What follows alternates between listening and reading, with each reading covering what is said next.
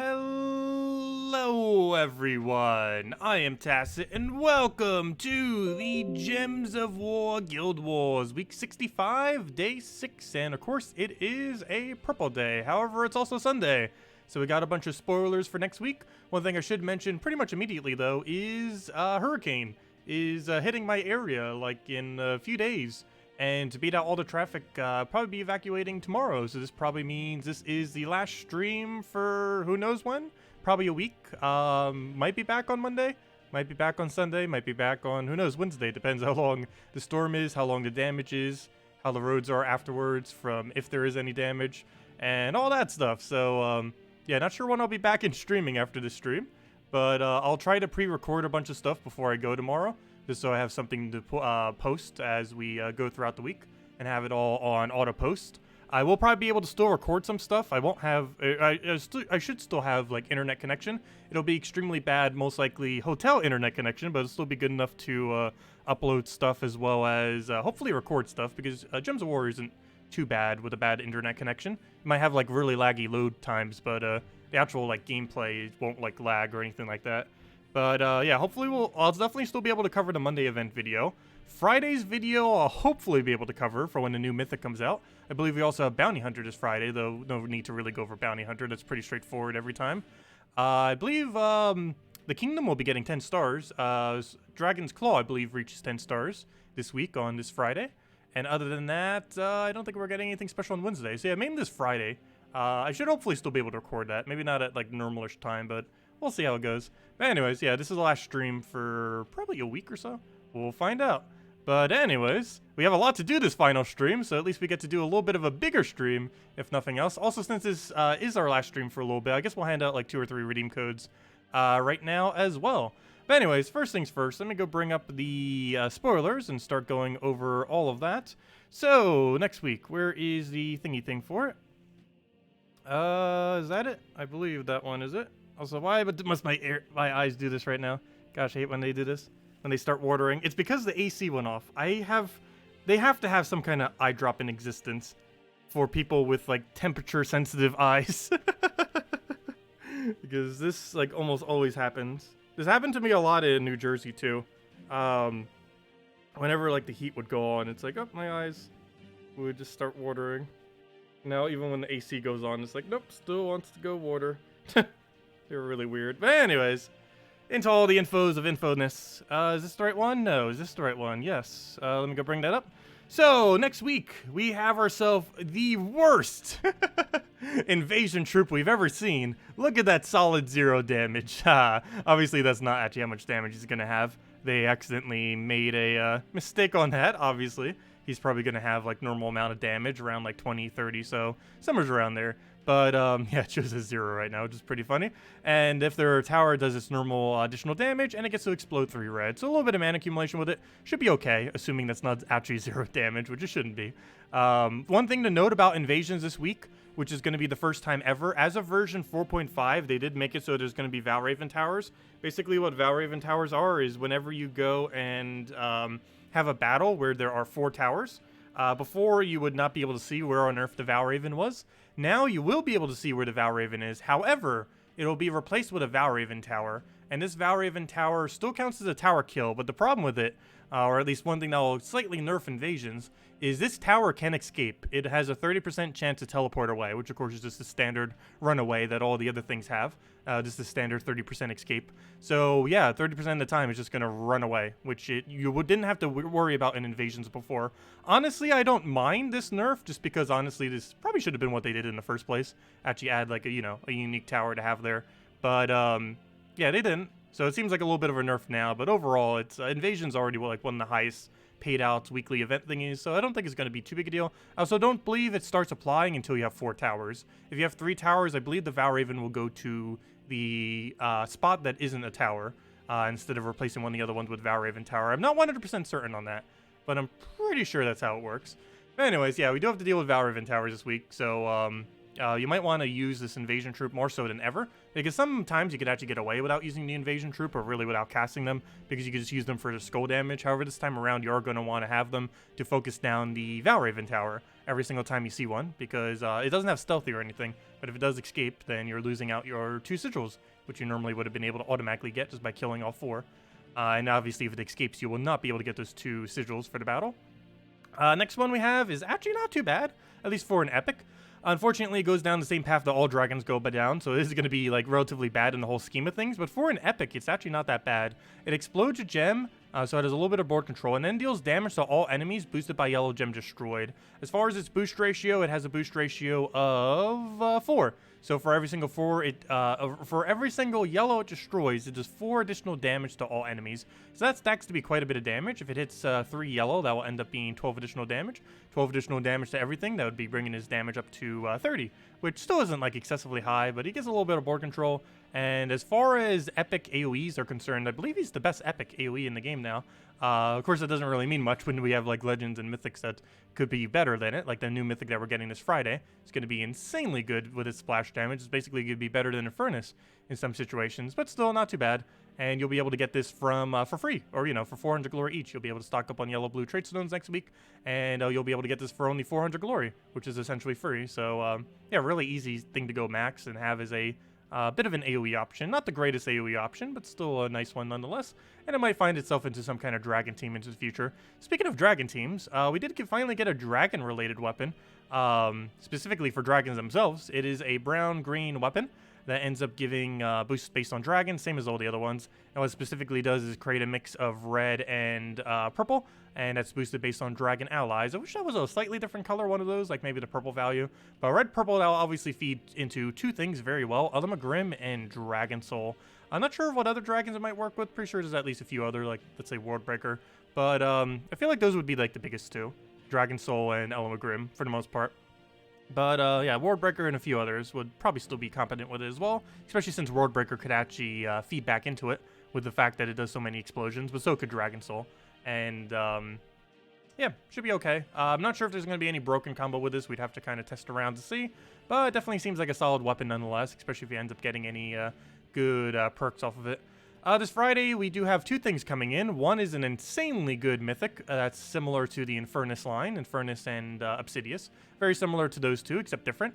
It deals magic plus 8 damage, light splash, to 3 different enemies. So this gives it the highest damage of any of the elemental, or of any of the Infernus-like troops. This is light damage though, so it's only 25% splash, not 50 or 75, it's only 25.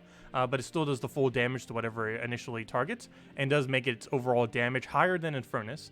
It then explodes half the blue gems on the board. So however many blue gems there are, it'll explode half of it. So if there's something like 8 blues, it'll do the same amount of Infernus at 4.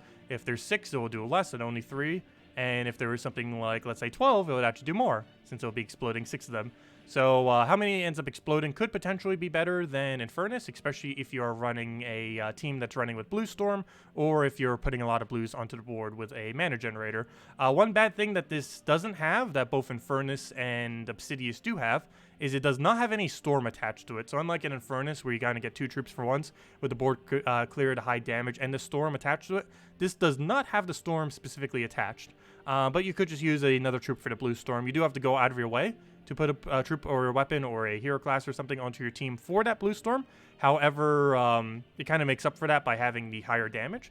It also has a somewhat decent final trait, which ends up submerging your entire team every single time you extra turn.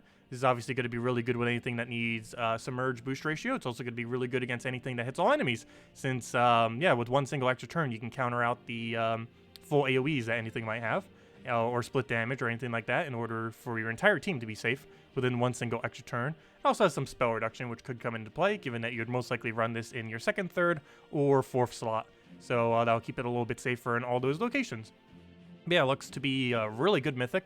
A little bit disappointing that it doesn't have the storm attached, but other than that, it's going to be pretty solid. It's elemental mystic as well, so you can half mana start this, which is also pretty relevant. You can start it with 12 out of its 24 mana. You could also use it with Titan in order to feed even more magic, and every single magic you give it is about, what, 4 more damage or so? It's about 4 more damage. Or actually, it's more like 5 more damage, because you're doing 1 additional damage to 3 enemies, and you're getting that 25% splash thingy, which makes up a few extra damage as well, with every extra that you get.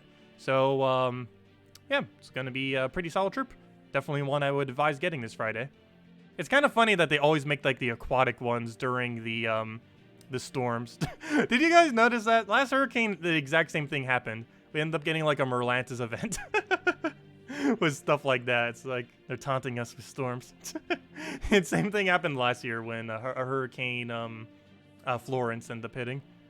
But anyways, there's one other thing coming, and that is the bounty hunter troop this Friday. It's going to be a dragon beast. Ends up charming a random enemy and then creates 9 blues. This is obviously nothing too special. However, it is bounty hunter, so it could be a little bit relevant if, for example, if you needed blue gems for whatever reason. Other than that, nothing really too relevant with it. Other than maybe Rashka Slayer. I assume there's going to be a lot of Rashkas on the bounties this week, so maybe he might be relevant this week in first slot. However, I highly doubt that will be relevant in most other situations, and so few Rashkas exist in the game. But yeah, he's basically just something you run for Friday's bounty for this next weekend, and that's about the only thing you're really going to be using it for. And that's just some kind of reason to use him for his blue and bounty hunter into the future. You're never really going to use him again much after next bounty. But that's all the things we're getting. And Wednesday's just a normal pet, and Tuesday's Hall of Guardians. I was going to do the Hall of Guardian event, but because of the hurricane, well, I won't be. So I guess we'll just have to do that some other time. We'll be able to get it done in like a few months. It's not that big a deal not having it done now. Who knows? Maybe we'll add some kind of easier way to do pure faction within a few months. Plus, we'd probably have the kingdom upgraded by then. But anyways, yeah, that's everything with that. Let's go and close this out and go do some things. Starting with Purple Guild War. Actually, starting with Tribute that we haven't claimed yet. So let me go grab that Tribute right there. Get all that. 17 gems. Very nice. Next order of business. Let's go do Bounty. I mean, let's go do Guild Wars and finish out the event. So far, it looks like we've won every single day. And it looks like we're actually moving up in bracket. Unless something goes bad, it looks like we are moving up to bracket number 2. So we'll see how that ends up panning out. Though we are losing at most of our guild next week. Haha, I think we're losing about half because they're forming into their own guild. Unfortunately, I won't really be able to go and recruit and help fix that much. So my guild's going to be almost like dead all of next week. That ended up happening one of the other hurricanes too. I had like a few people leave during one of the other hurricanes. But it's kind of funny. Now half of them. Why does every single thing happen the same each year? Because I had the same issue last year. Except now they're not leaving because of that reason. But anyways, let's go do Purple Guild War. We still have 4 people. One of them is me. Let's go and do not that team, obviously. I don't believe we need to revamp our purple team. We're currently running with... oh yeah, we ended up revamping into Obsidious plus Infernus. This wasn't too bad. I don't really care for Life and Death, I don't think, on this kind of setup. However, it's super safe because we're using Orb Weaver, so I guess we'll do it. If nothing else, it counters out the other Life and Deaths, which is a really annoying mechanic. I don't think we need to change anything else. Nope, it's Purple Day. Got all of our purples. We don't use blue, but that's fine because we have our banner set accordingly. Yeah, I kind of do want to replace that Life and Death. I'm not sure. If we were to replace it, we'd have to replace it with some kind of blue-related purple thing. The problem is there's no like really good purple-blue weapon, so I guess we'll stick with Life and Death. Life and Death's insanely good. Anyways, also let me go check chat. Wasn't able to see it while I was looking at the thingy thing. Hello, everyone. Hello, William. Hello, Birdleaf, and thank you. Hello, Kells, and thank you. Hello, Charles, and thank you. Hello, Corn. Hello, Isabel. Hello, Jose. Hello, Steve. Hello, Zom, and thank you as well. Let's see. Hello, Captain. Hello, Kevin. Hello, Analyst. What was your favorite team for the new Delve? I was just running Truffle through the entire thing. I've been running Forest Troll, Double Truffle into Warden Hero class using that one green Doom weapon. So you can use any weapon there. That just helps speed it along a little bit. Let's see. Happy birthday, William. It's your birthday. Nice. You're 4 years old. You're definitely not 4 years old. Let's see. Hello, JZG. Hello, Zom. Maybe if you add a 0 to the end of that. Let's see. Hello, Zom. Hello, White Romeo. What team would be best for farming? I know, no more Tacet for a week. I'll still be posting videos and stuff.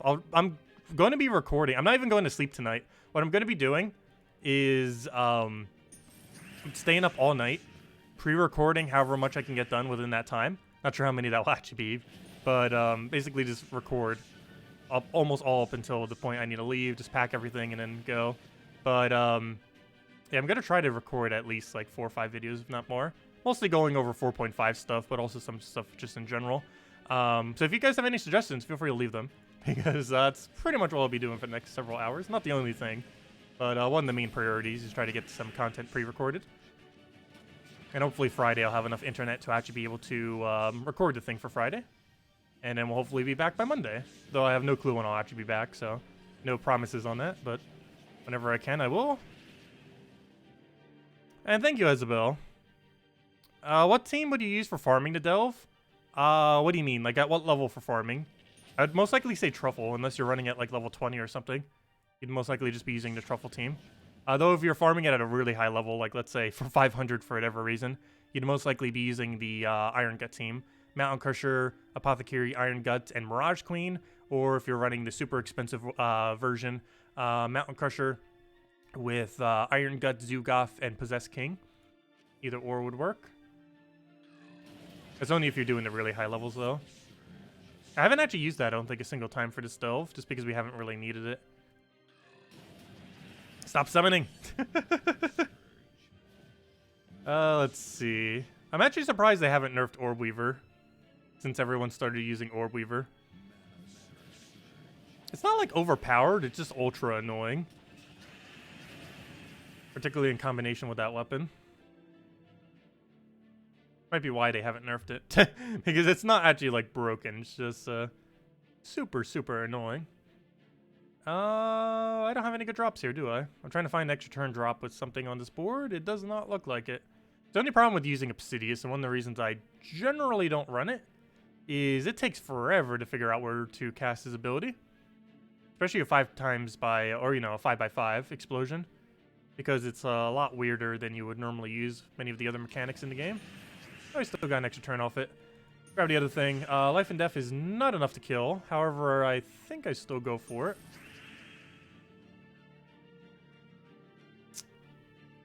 Yeah, we still go for it.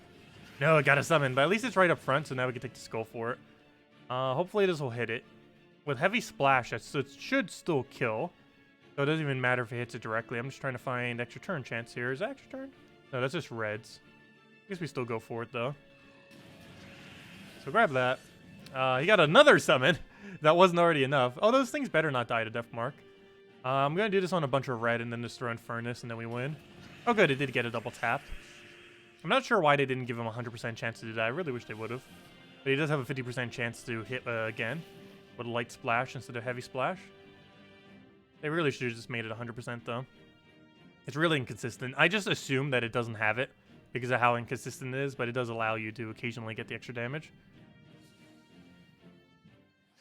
How does a tower run away? It doesn't run away, it teleports. They made sure to change the text so it doesn't say run away. It specifically says 30% chance to teleport or something like that. I forget the exact wording, but it says teleport, not run away. So that's how a tower runaways. It teleports away. So they did fix the wording. That would have been pretty funny if it still said run away and it was a tower. That would have been absolutely hilarious. But no, they did change the text to be teleport. So at least makes some logical sense. Let's see. We'll go cast with that. And it was kill with Life and Death. I mean with, yeah, it's Life and Death, right? Yeah, Life and Death. And he's dead. Anyone have a recommended faction team? For what level in factions are you struggling with? Hello, Drock! Dispel with Warden work against Emerge? Yes. That's the whole reason why we use Warden. Warden's Dispel works on everything. Well, all Dispels work on everything. It'll work on Submerge, it'll work on Barrier, it'll work on Enrage, Enchant, any of those positive stats effects. It'll work on Reflect. I think I missed one. But yeah, it works on every positive stats effect. Dispel will get rid of them all.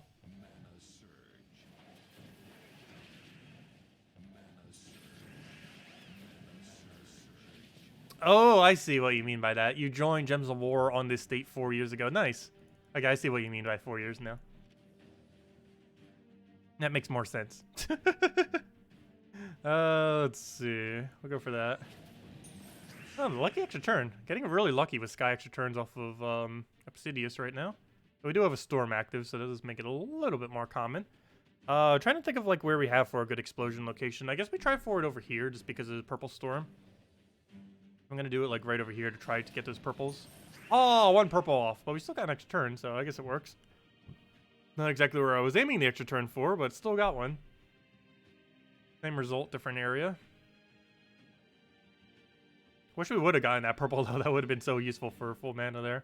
Not sure if we go for skull or not. I guess we go for skull. We do have 50% spell reduction, but he's about to hit us with a bunch of skulls anyways. The one less that he has to deal with. Luckily, Obsidius has 50% skull reduction, so we don't die there.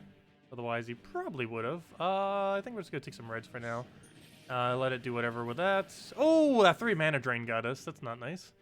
What else do we need here? I guess we grab the green, the blue. Though that's not going to get anything rolling. Yes, it will actually. Leprechaun, as long as he doesn't get Death Mark killed. Ooh, lucky extra turn there. Should get almost everything full. Yep, everything full. Probably throw in Furnace first before that happens. Next plan. I guess this is a life and death war. I'm pretty sure this is just a battle of life and death at this point. Oh, it is quite literally just a battle of life and death. He's all we have left. That and our army of infinite spiders. Well, if the AI gets to do it, so can we. Life and death solo. It might look like we're losing, but we have life and death, so it's still anyone's game. This is going to be a long battle. This is going to be a really long battle, unless he kills us soon. But if we can get past the point where it's just life and death versus life and death, this will be pretty funny. He's using the right class, though. No, he isn't. We actually win. If we can get this battle to life and death versus life and death, we win. Please, Death Mark, kill him. Get rid of his skull spam. Yeah, we actually have a good chance of winning this. As long as we can get the kill. Skull, do we go for it? Yes. No. Yes. Yes. We'll go for it. Let him do his thing. Hopefully that doesn't die to Death Mark. Please get more summons. We'll take a purple here. I don't think we have much else to kind of move around. Yeah, let's take a blue for now. Let him grab that. Oh, that's going to be a decent Forest Guardian. No! Yes! There we go. Oh no, life and death's almost dead though. Fighter, you need mana. Go take some purple, I guess. We'll go feed into life and death again. We need that HP. Take the green. Not enough for full. Take that now just so we don't die. Death Mark, go. Good, that did nothing. Let's take a bunch of manas. Get Giant Spider up again. Oh, good, 2 Giant Spiders. We're going to need that because we have no alignment. No! We lost. Well, I can't retreat. This is Guild Wars. And what do we do about this? We lost our life and death. Well, time to win with Spider Army, I guess. Go, Spider Army! No, we're definitely going to lose. Life and death is going to slowly trip us down until we lose.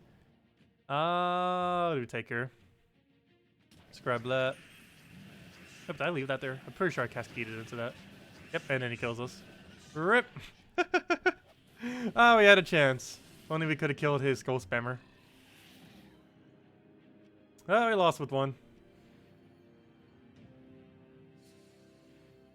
That's pretty funny, though.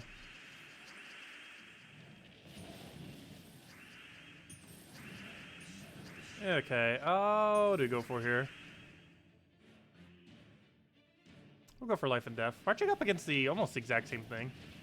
Very similar. Not exact, though.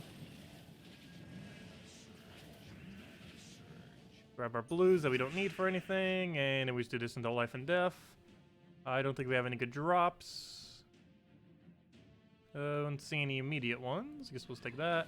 Grab all that down together. Oh, good. We did get a Death Mark kill for once. Wow, he's getting so much skull spam, though.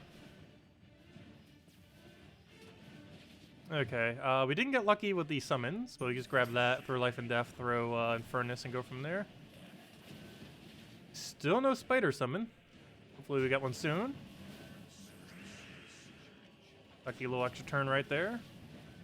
Life and death again. Good, we got the spider tank. Oh, should have taken those browns though. Whoops. Shouldn't be too big a deal at this point though. Doesn't look like anything's gonna die out. I don't have any way to feed a mana because he's blocked on green now because of Giant Spider. Now Giant Spider's dead. Well, he's not blocked on green anymore. I guess that somewhat fixes that issue. Not exactly, since he had to die for it, though. Not taking the green just because you gave him so much yellow there. Then we can just grab this guy green and just do that into life and death and go from there. Get our little bit of summon. Focus again. Throw that down. And, yeah, we just do that into dead. And I use it up for that. Perfect. And our final battle. I might end up changing this. We changed this a couple months ago. I think 2 months ago. We ended up changing into this. Still feel like I want to change again, though. I do like finally being able to use Infernus again. But, I don't know. What would we change to? We still have Elmagrim combo. Biggest issue with that is freeze. However, people seem to be stopping to use freeze. Like, no one has ran freeze on a single one of these battles yet, which is surprising. Because one of the reasons we got out of Elmagrim was everyone was using freeze on this day. Particularly with Frost Mage. But people seem to have dropped it for rope dart teams and other stuff. So, we might bring back Elmagrim team for this day. It's like one of the few things you use Elmagrim for is Purple Guild War. The only big issue is this team still counters it because it converts purple to red, which would be a really big hard counter to that team. Also, we're about to lose. Let me drop into a guarantee mana. Oh, that's going to give him mana, though, too.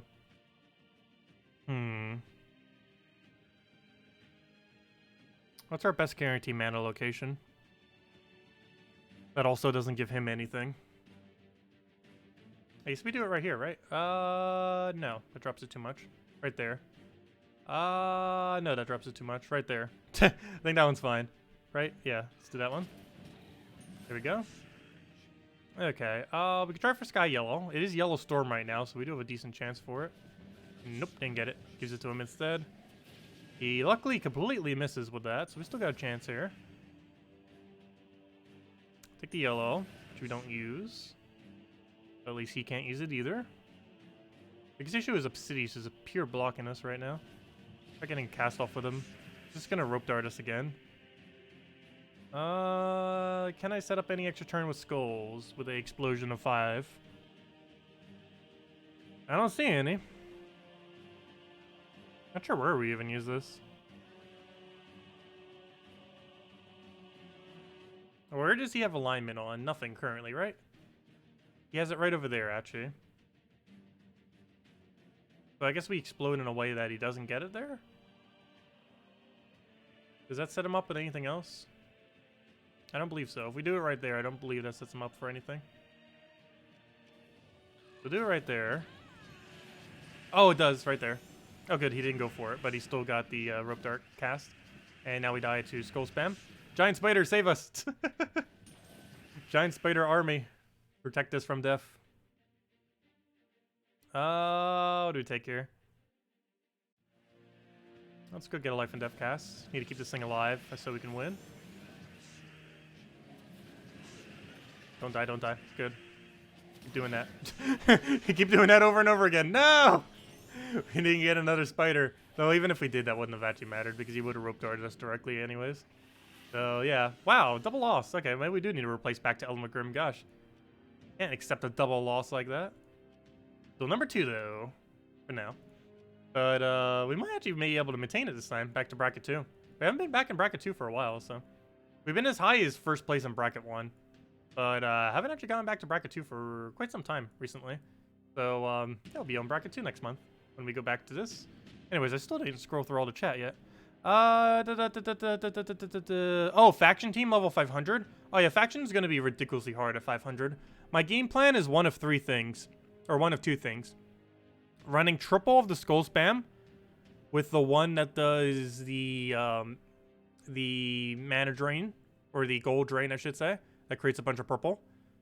Or to go 3 of the gold boosting troop, take the Cedric room, and then run through the final battle with it.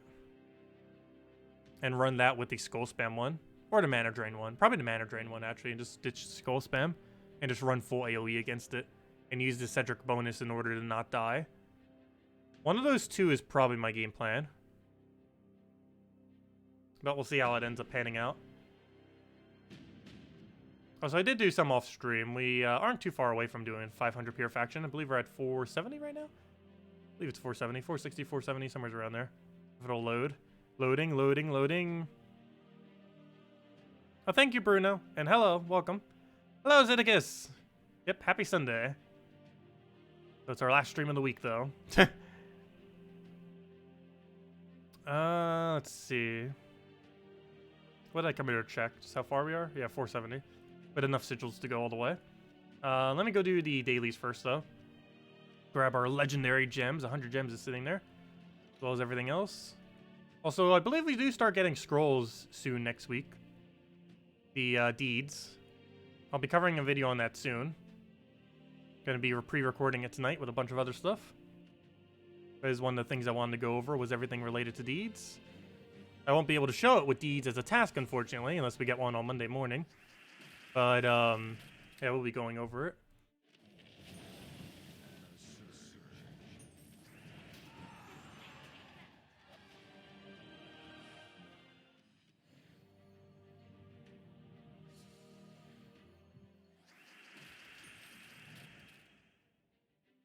Yeah, I will be evacuating South Carolina. Well, not out of South Carolina, but I'm in Horror County. I'm mostly just I'm still going to be in South Carolina, but I'm moving like inland on South Carolina in an elevated area. So even if it still got hit there, it would be fine. Yeah, I'm moving several hours inland.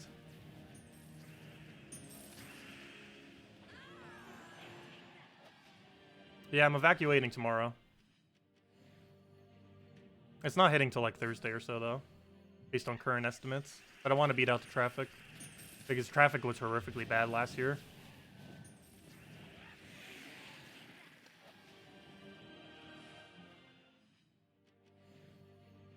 Yeah, hopefully it'll be fine. There were some damages last year, but not like anything too major. Hopefully no damages this time around. Hopefully there's still a house standing there.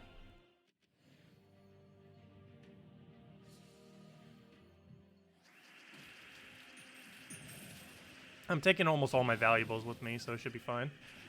This is also why I don't have some of my other valuables in South Carolina. They're safe in New Jersey. I don't have too many valuables in this house specifically. Like, other than my computer and gaming stuff, I have like almost nothing of value currently at this house. For the most part.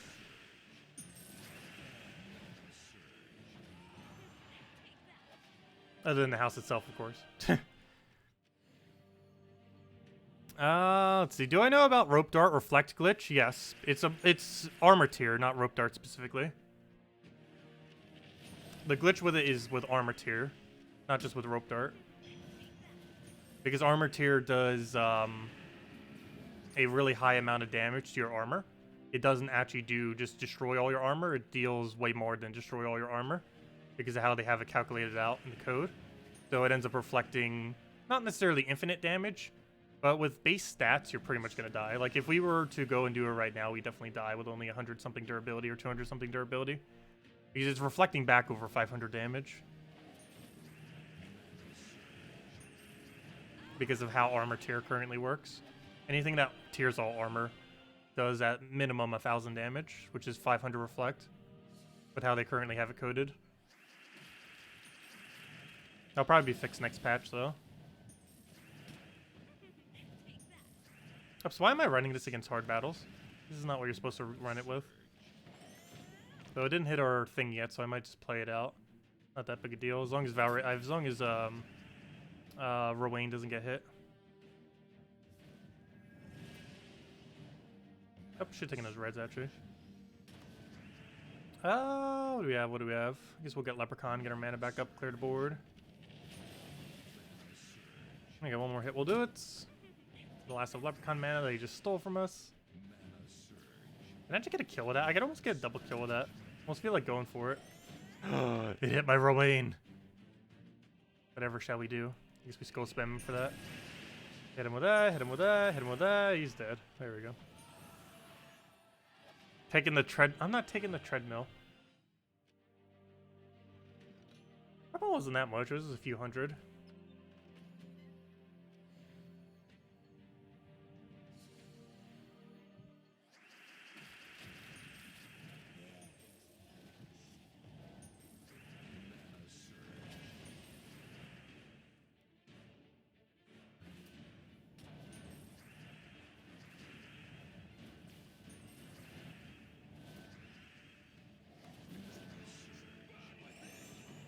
There's many natural treadmills all around you.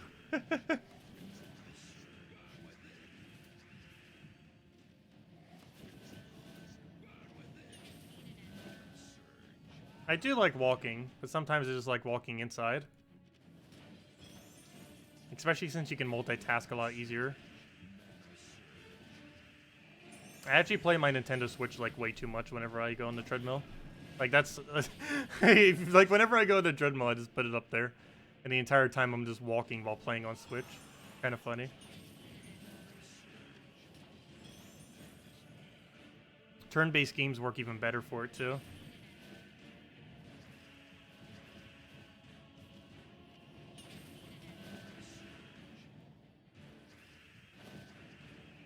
The problem with walking, hard to play Switch. It's actually really easy to play turn-based games on Switch when you're walking on a thing.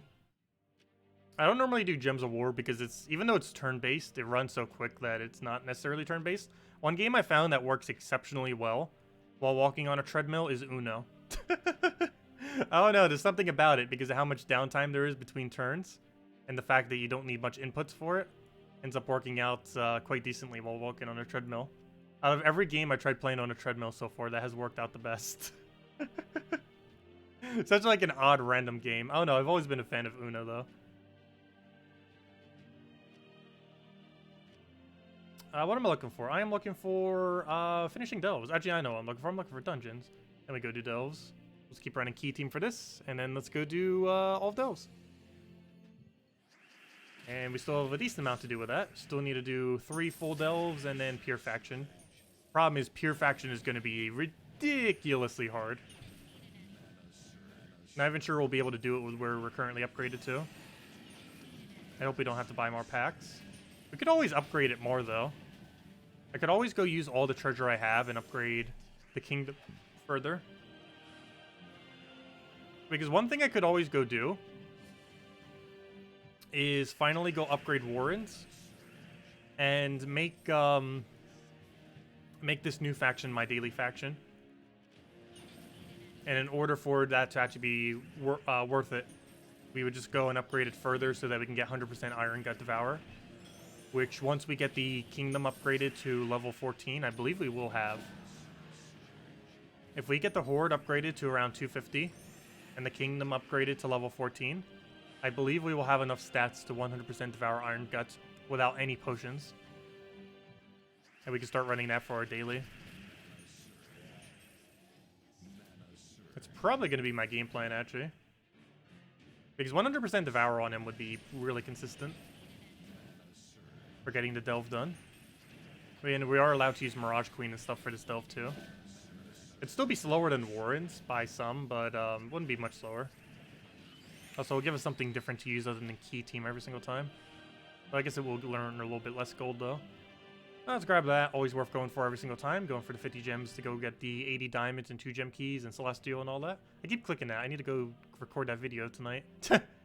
Because it expires in Tuesday. Not like it would matter if it expired. All it is a bunch of low rarity troops I have a billion copies of. But still, definitely need to get the thingy recorded. That's one of many things I'll be recording tonight. And it'll be posted sometime throughout the week. Not sure if I'm going to have all of them auto-scheduled. But, I might manually schedule most of them. Or, you know, manually up. They're going to... Basically what I'm going to be doing is probably not having them on a schedule. But have them all uploaded, pre-uploaded. So while I'm there, I can just kind of determine, like, on each day which one I want to do. I don't know, I might do it on schedule. Regardless, there should be a video every day, hopefully. Should be able to get enough recorded that we have a video going up every day while I'm gone for the hurricane.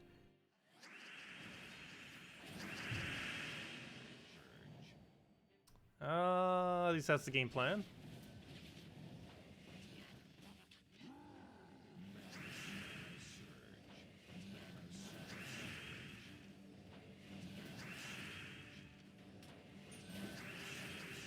And the problem with the pure faction is the AI always gets the mana it needs.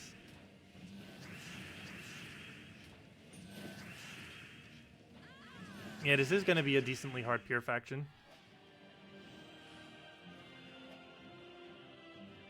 Also, we could get heavily trolled by 20% dodge. Or it could also go in our favor. 2 of them on the AI team will have 20% dodge. Or I believe 3 of them on the first battle. 2 of them on the final battle. The other issue is we do have to go through 1 tier 5 room. And that tier 5 room can also destroy us. And it's mandatory to go through a tier 5 room for this delve.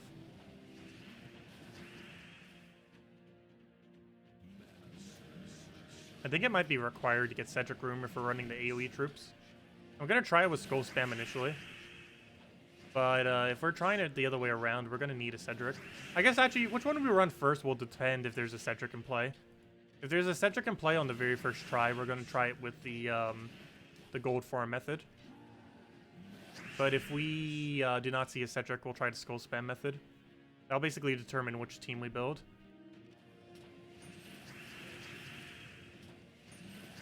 I'm either building 3 Skull Spam with the Mana Generator or 3 AoE gold boost ratio troop with the Mana Generator. It really just comes down to is Cedric there or not, and if it is, we'll run AoE, and if it's not, we run Skull Spam. See how it goes.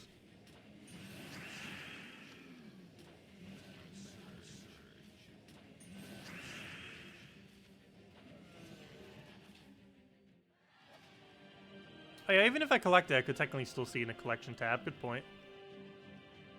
Does it still let you scroll through all the rewards, though? I'm not sure if that new feature of being able to scroll through all the rewards still works if you claim look at it after the fact.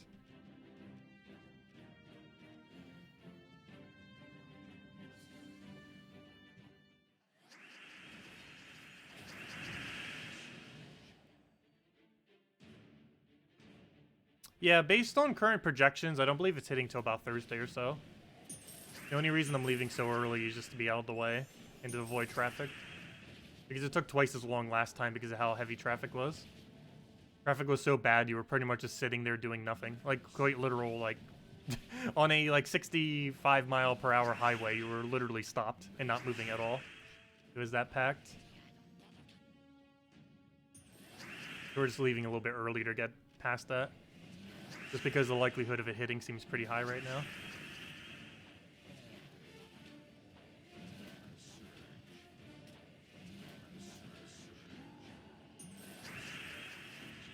What if my account gets hacked and someone claims the mail? No one's gonna hack this account.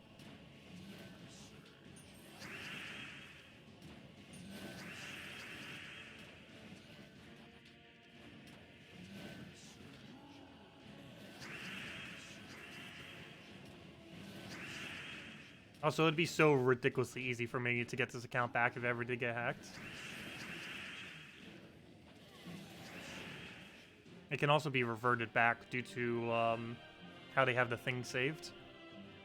I'm not sure how easy that would actually be, but I know they have ways of doing that. Because I know even during the betas, it's like how the count was a few weeks back. I'm pretty sure they can do the same for entire accounts.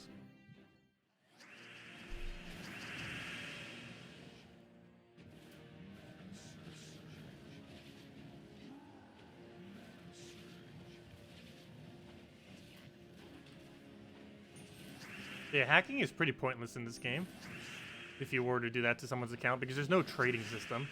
So you wouldn't be able to really get anything out of a hacked account other than like trying to delete all their stuff. But then the account could just be reverted back, so most likely. It wouldn't have really do anything other than waste a person's time who bothered to even try hacking it.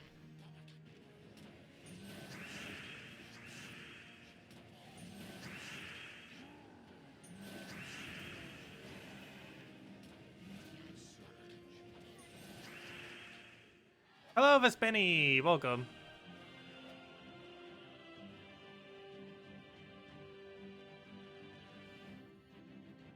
But yeah, we just have to complete the stealth 3.5 more times, and then we can finally do Purifaction.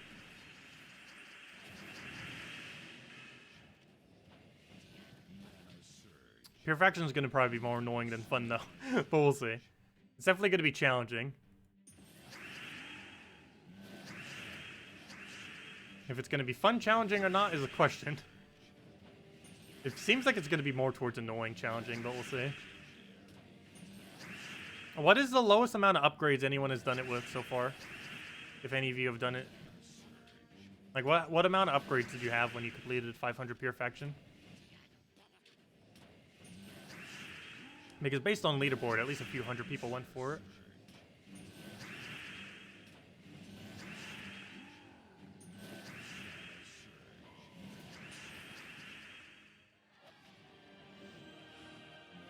Yeah, collected doesn't hold that many mails at all. Your normal mail can hold 100, but your collected holds way less than that. I forget the exact number. 31 sounds right. I'm not sure what the exact number is. I'll just assume that is correct.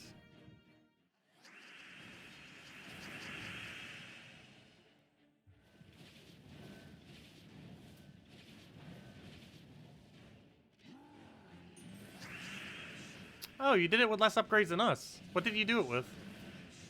Did you utilize Cedric Room, or did you just go all in Skull Spam? Or did you use one of each? I was considering one of each for the extra team bonuses. The only problem is that one thing that has extra turn on it seems rather useless. The one that extra turns if you get a kill. The Rashka, or whatever it was called.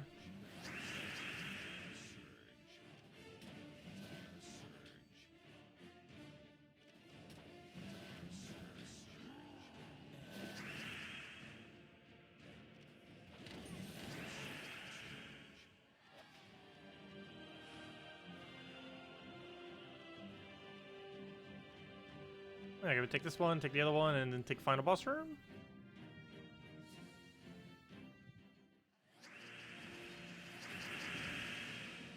Let's see, we'll take that one for now.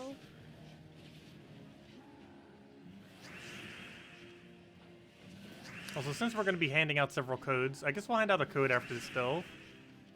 Since we finish out Guild Wars and everything. We're going to probably hand out 3 codes this stream or so. One for now, one for once we get 500 faction done. And then another one after we do 500 pure faction. Because I have a feeling there's going to be a time gap between those two things. Seems like one of the times that we're not going to first try the pure faction. Unless we get really lucky.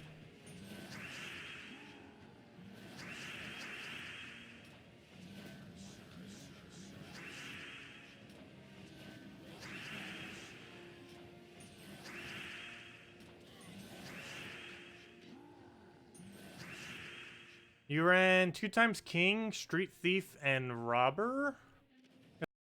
A mix of running all of them without running all. We were going to use the mana generator anyways. And then doing it that way just allows us to also use Skull Spam. So I guess we'll give that a shot. I'm definitely going for Cedric Room though.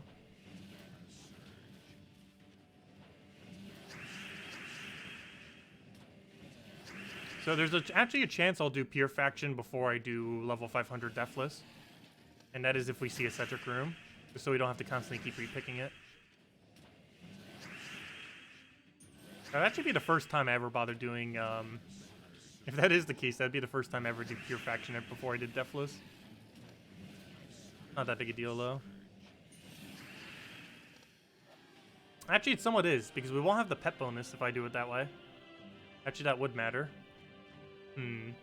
Okay, never mind. I guess we do Deathless first. Because if I don't do Deathless first, we won't have the pet bonus. And while that pet won't make like a substantial difference, it'll still help. If we're using 2 or more of the faction troops, which we will be. Or, you know, 2 or more unique faction troops.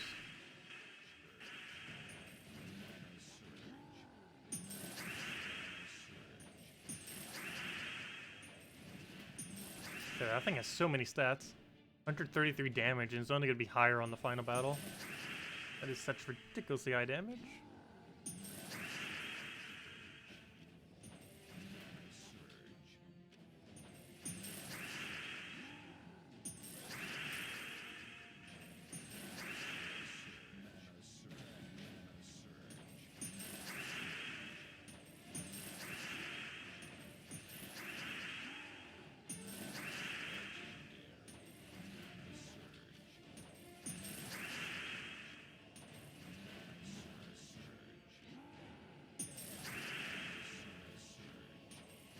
And he's dead.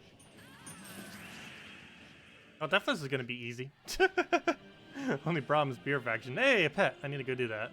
One of the squids we don't have. Well, let's go hand out a code first. Well, let me go do the pet. Well, let me hand out code. We'll do both. That reminds me, I need that salty from our codes. I guess I'll ask her now. Even though we won't be using the first one until like a week from now. Let me see. Yeah, I have like 8 codes left. Yeah, all 8 today. No, just kidding. We're definitely not giving out that many codes.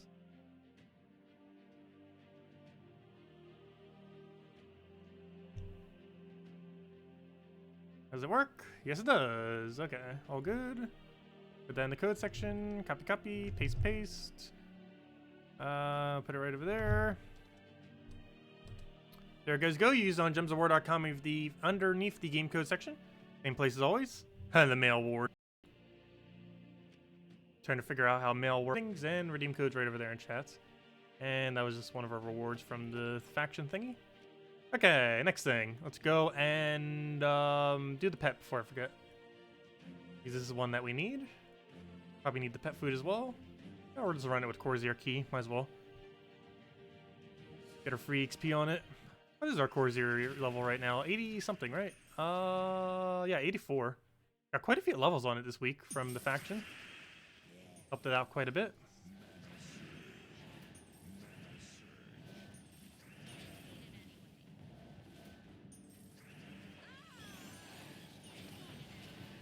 Hello, James. Welcome. No problem, everyone.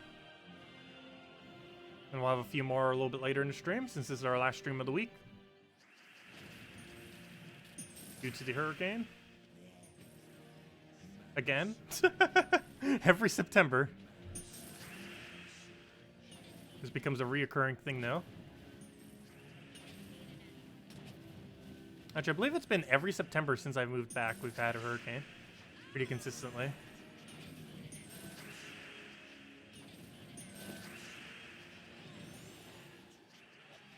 Hello, Exos. Welcome.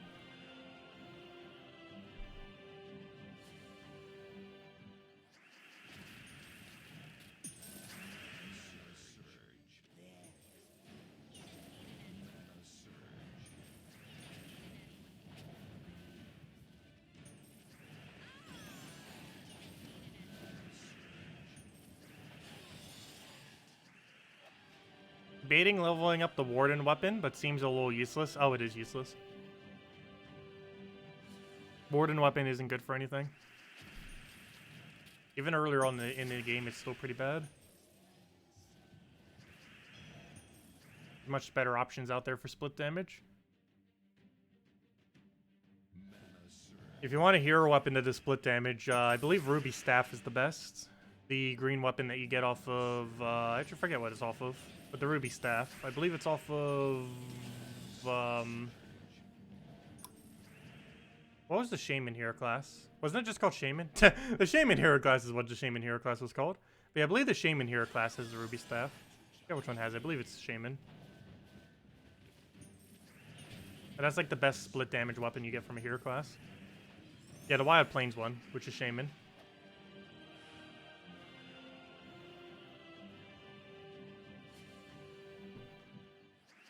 Hello, Laura. Welcome.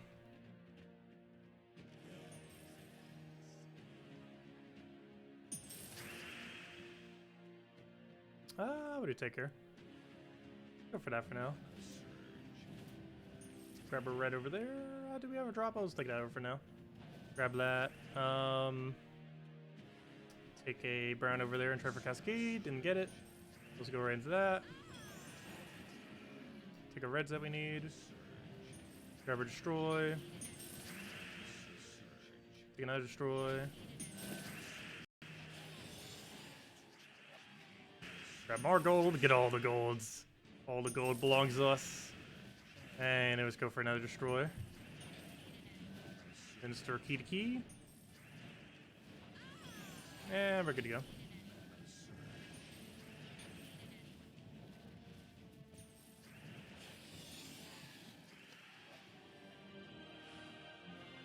Two more battles. Unfortunately, Key stops one-shotting these 2 battles. Their stats go so high.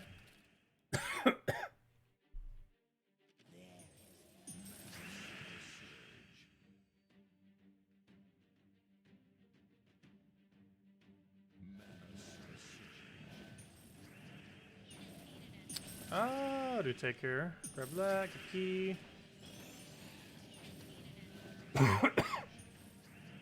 Can I destroy?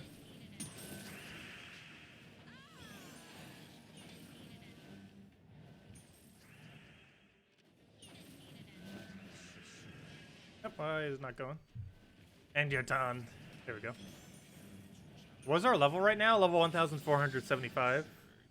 If I'm not mistaken. Yep, exactly so. Almost 1,476. We got another 25 levels to go, or 24 and a half.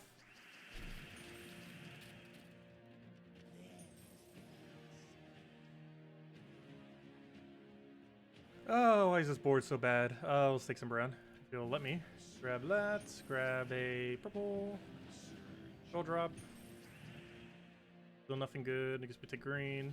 Oh, green we kind of need. Green and red if we get a lot of it. Oh, there's a key. Not gonna bother with skull. Oh, I guess we do bother with skull. Let's go for that then if he's not gonna take it. And I just need to get some mana going and just spam it.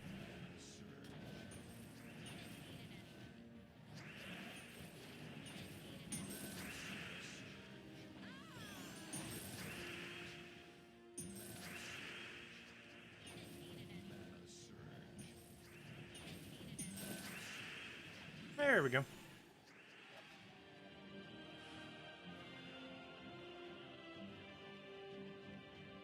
Well, that's why we're leaving early, so we don't have to deal with all that.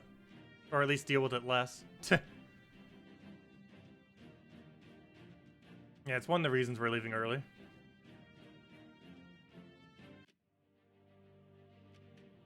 Oh, why do I keep clicking it? Ah, that mail keeps throwing me off all week. Luckily, I'll be recording that video tonight. Can I post the purple team that I used today? Sure, I can go post it real quick. It lost twice, though. Though it was doing good earlier, but it got destroyed this time around. I probably be changing it again back to... I think we're going to try Elmagrim. If we are not up against any freeze, I'm probably going to be trying Elmagrim again. If and only if we're not up against freeze. But, you know, the Elmagrim and Furnace combo. For, like, Umber Wolf and, like, one other option. We'll probably try that again. Assuming we're not against freeze, because it's excessively bad against freeze. But anyways, how many Volt keys do we have right now? 53. Keep stacking up. But next order of business. Let's go and do, we did the pet, we did the thing. Let's go back to factions. Go do factions. Hand out oh, that's not what I wanted. Go back to factions. Hand out another code once we get to 500 completion. Then go do pure faction. And 3 Mardels from now. And hopefully we get 1 more Valraven in along the way. Might not necessarily need it, but will definitely help.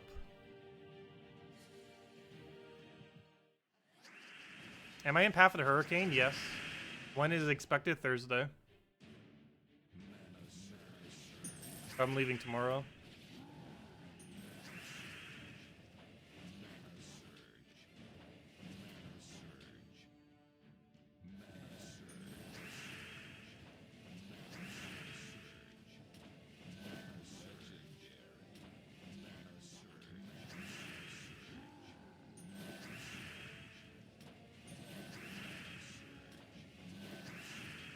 And there we go.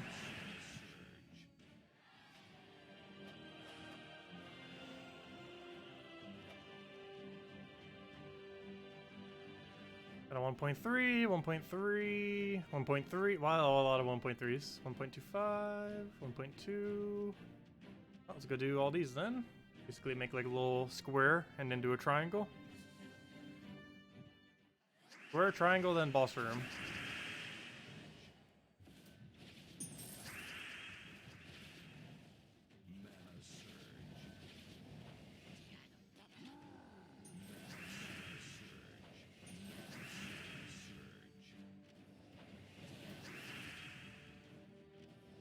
Yeah, hopefully the path will change.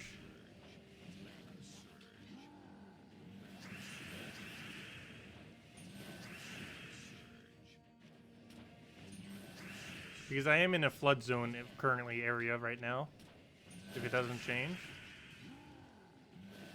Which means this house might be underwater. Or at least partially underwater. Which would definitely be bad. For sure. We'll see what happens.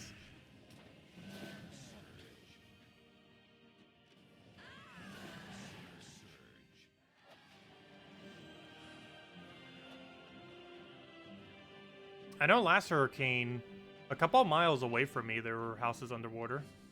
But they were at a much lower location, elevation-wise.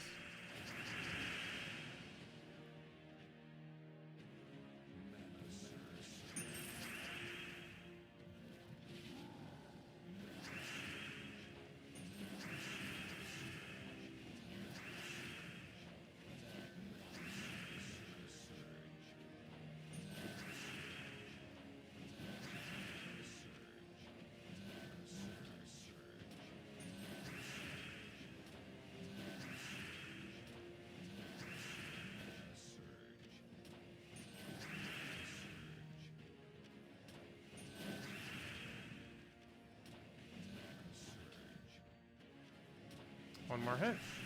And wipe them out.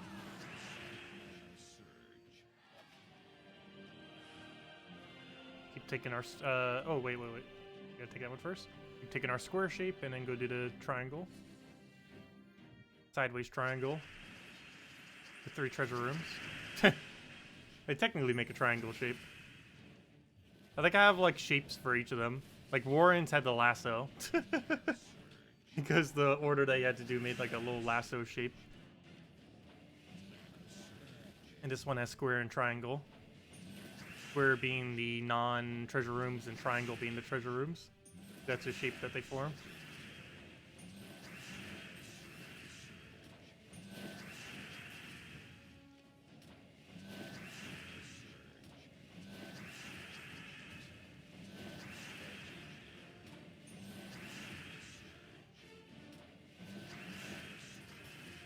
Nope, I assumed that was enough AoE damage. Apparently not. Don't kill our first lot. Tried. Oh no, oh no, oh no. Oh no! Mistakes were made. Luckily, we don't have to go deathless for this. That doesn't mean I have to go without him for the rest of this battle. Whoops, I thought that was enough damage. Apparently not. We just went for another 2 AoEs. Whoops, I gotta do half the delve now without it. Whoops. Oh, it shouldn't be that big a deal. Oh, we could lose the whole thing now.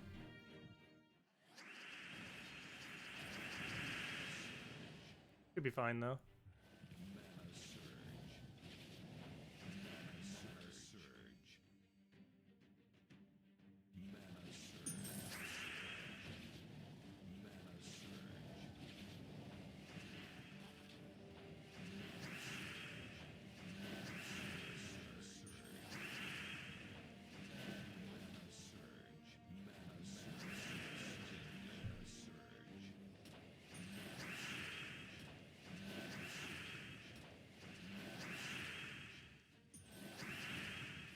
Yeah, it looks like we still got infinite loop even without him.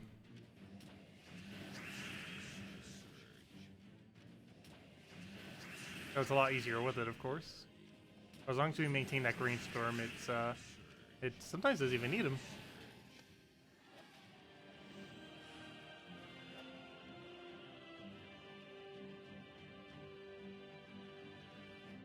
Okay, and always take these 3 in the final room.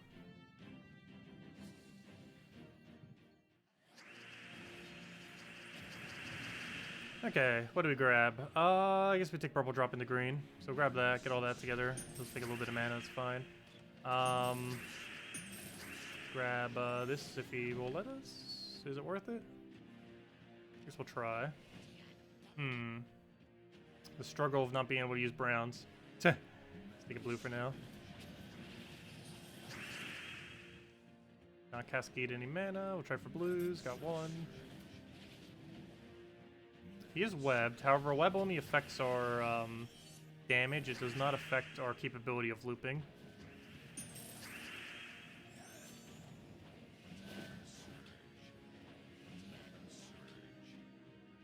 Though it still doesn't loop because we don't have Green Storm.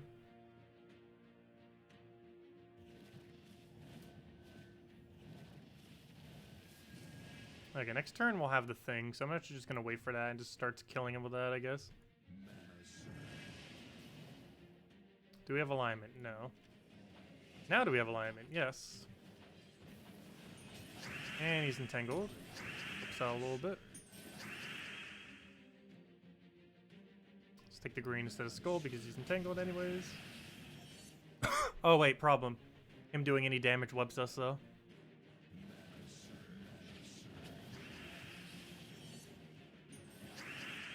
think we actually wait it out until we get green mana on our last slot, or until he unwebs. One or the other.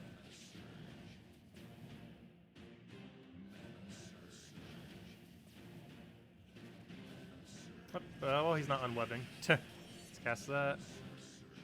Keep casting the lower one until the other one gets unwebbed.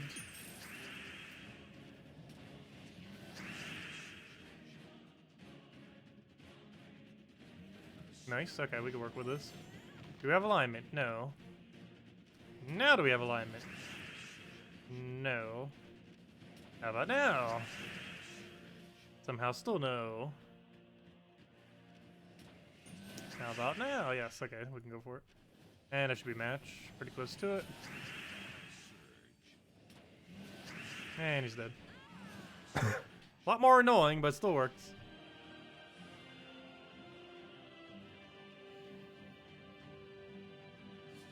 You think it's possible to do, oh, you think it's impossible to do pure faction without dying in this stealth? It depends how lucky you get. It also depends if we get Cedric Room. Cedric Room is pretty important for the stealth to do pure faction, because how much of a bonus you get. And we have 3 chances for Cedric Room. Hopefully we get it when we run pure faction.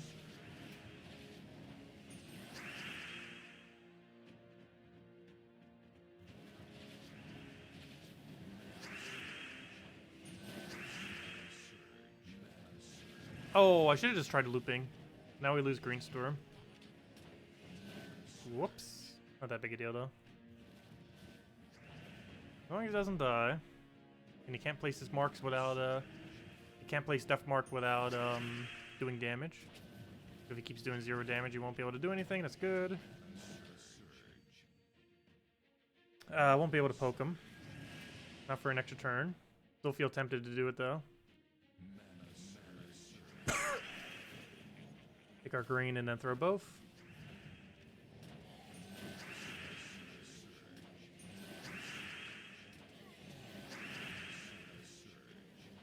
There we go.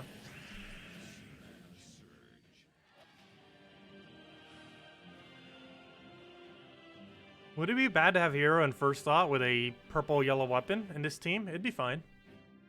You could use it to tank as well. Farstro would normally be better for the tank because of its Entangle and 33% score reduction. The only reason he's dead right now is because I thought we already had the alignment for a kill. And he ended up taking like 5 skulls at once because I used my weapon thing and then didn't have alignment. But no, normally you would never lose Farstro. As long as you don't feed it like 5 skulls at once with the thing, it's probably not going to die. Especially since you can just entangle off a single skull. And even if not, it has 33% reduction with 25% reduction.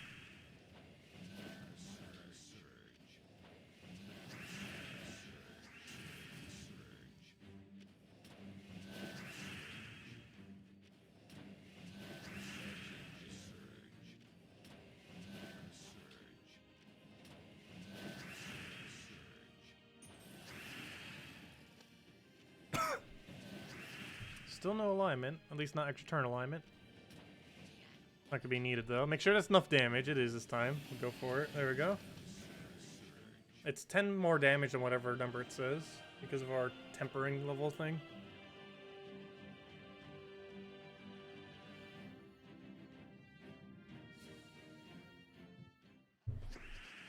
Stats shouldn't matter too much as long as you're running Titan with it. So you gain Barrier every Brown or something similar where you gain Barrier every Brown.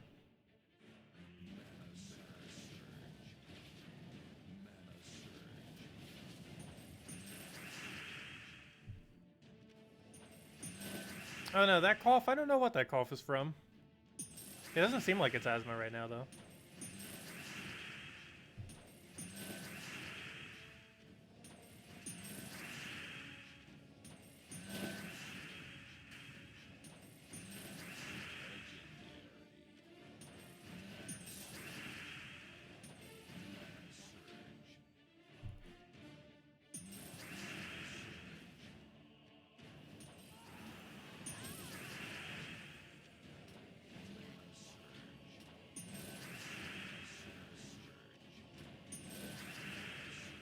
There we go.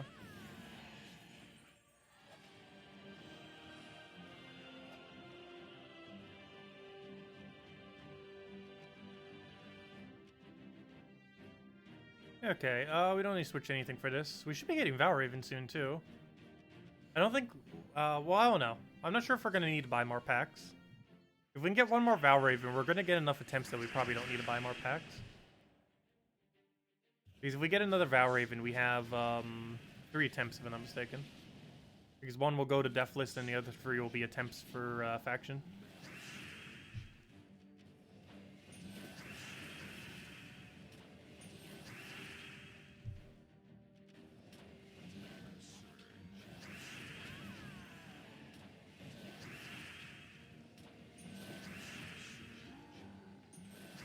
Hello, Gustavo. Welcome. Also, Isabel, I'm not sure what you're asking with that last question.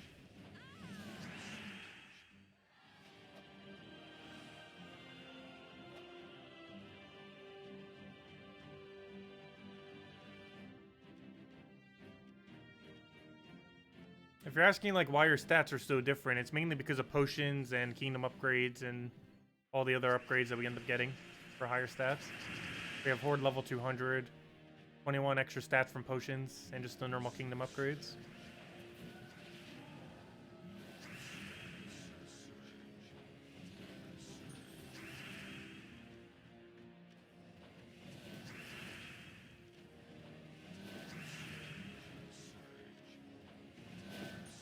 What level Horde did they have though, Red Devil?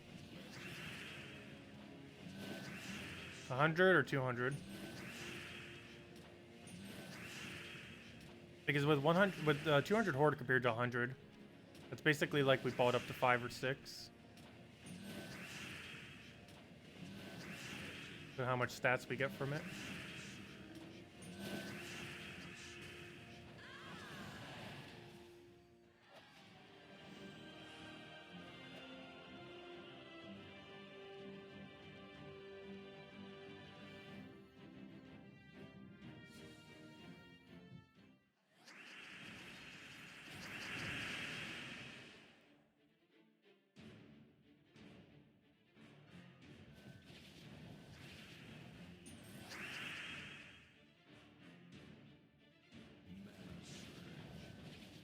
Yeah, hopefully we'll get in our first few attempts. If not, I guess we'll buy more potions.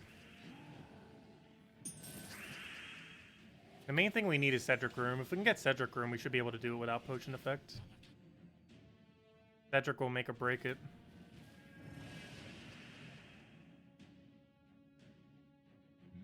Just because of how much stats you can get from it for that one troop.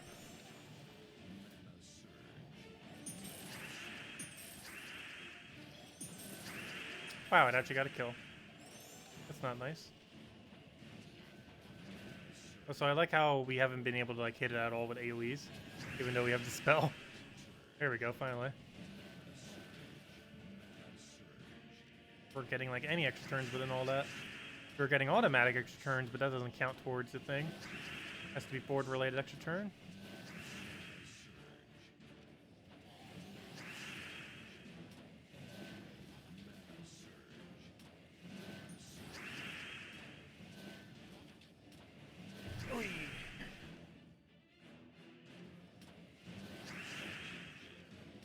Yeah, everyone's horde should always be at least 100 at minimum. If they're going to pure faction, they definitely have it at least 100. Because if they're bothering with pure faction, they're doing it for 2,500 points and you need 100 to be able to get that anyways. So they're at minimum 100.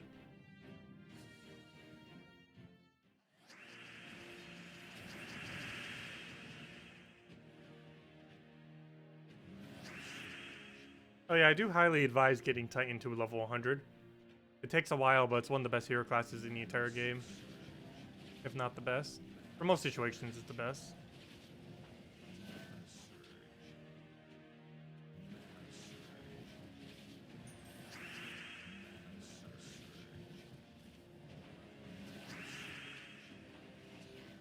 What do we need? Grab a... I'll grab the green over there. Take that for extra turn, grab into all the mess. Get it rolling again. Nice. Okay, that can make it work. Everything claps to the bottom so we can go and explode it all with brown alignment.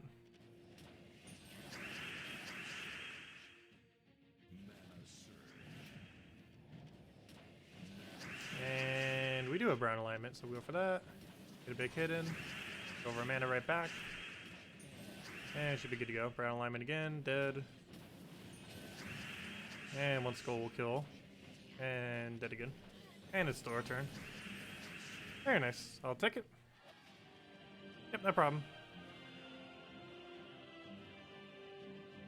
If anyone else does any other questions, let me know. Because this is our last stream for a while. If you have any questions, now would be the time. I'll still be checking the videos when I can, though, but my internet connection will be pretty bad wherever I'm going. Or whatever hotel I should say that we'll be at, because I honestly have no clue which kind of place we're going to be going to stop at.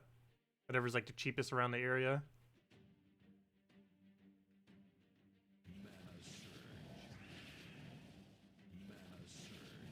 One of the other reasons we're leaving a little bit earlier. Got better hotel selection in the area.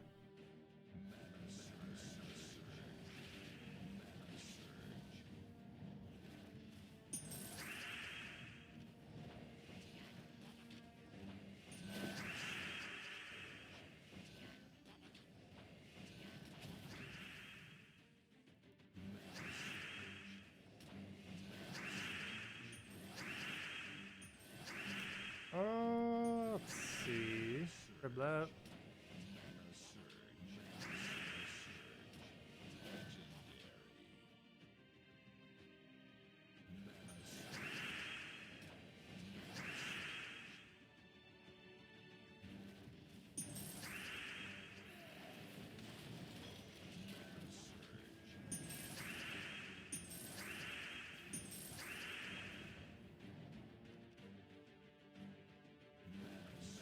Hey, that's frozen. That's bad. Okay, never mind. Good. Unfrozen as soon as I say that. Perfect.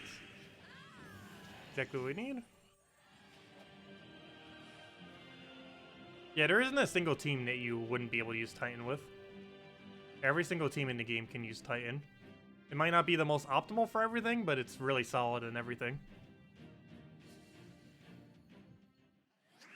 It's very well-rounded with what it does. It's basically everything you would ever need a troop to do. High damage output, high mana accumulation. You use it as basically anything because all of its weapon selection, and it is a support troop. Covers pretty much all your bases. Has infinite durability. Can hit through traits. Can multiply its skull damage. Can feed elementals a bunch of stats. There's kind of a side thing, but still helpful. Most useful combo is Brownstorm into Barrier every Brown, while also having half mana start. And additional mana accumulation or Enrage on top of that. Okay, do we have alignment? No. That.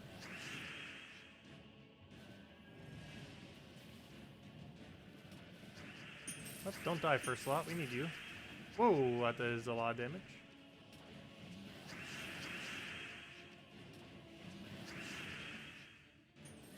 We can actually still lose this battle if we're not careful.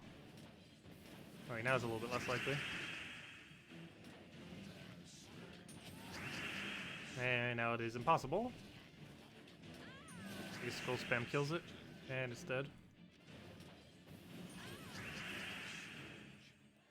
There we go. Oh, we might gain a hero level this stream as well. We're almost at the 500 delve, and then we'll have another code, and then we do Pure Faction, which will take forever. That might take an hour of attempts. It's gonna take many, many attempts. Might be the hardest one yet, actually. It depends if we get Cedric Room or not. Without Cedric Room, it'll probably be the hardest delve in the entire game. With Cedric Room, it's gonna be difficult, but a little bit more bearable.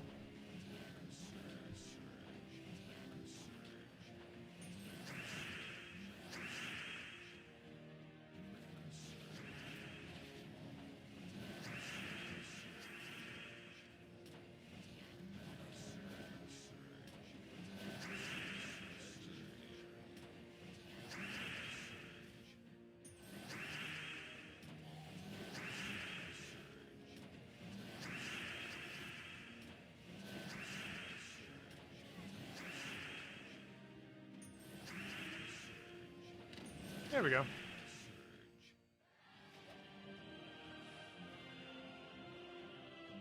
Oh, you did priest to 100 because your first starting troops were all good divines. So you used on everything thief and your other 100 gold for your skeleton team. Well, those aren't a bad combination to have.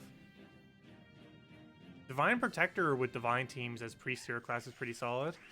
Priest is also great for yellow guild war due to its +2 yellow. Also having a lot of other utilities going for it. Yeah, I'm using Warden for the Delve. The main reason is it has Green Storm plus, it has Green Storm plus Dispel. The reason why we're using Warden.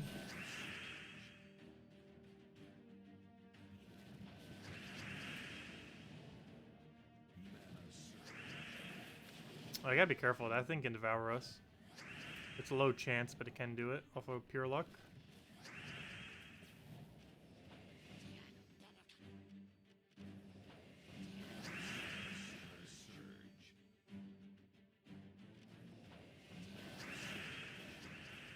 Nice. Speaking of pure luck, I'll grab that.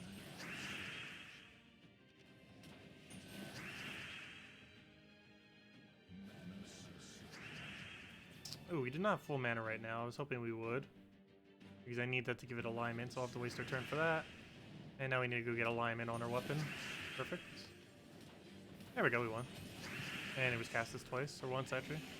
Good, we got the Valraven secured. That's an extra 2 battles that we don't need to go buy more sigils for. Sweet, okay. Final battle of this delve, then we need to go deathless. So I definitely need to make sure I'm careful not to let the forest troll die. Because I have to go deathless for the final one.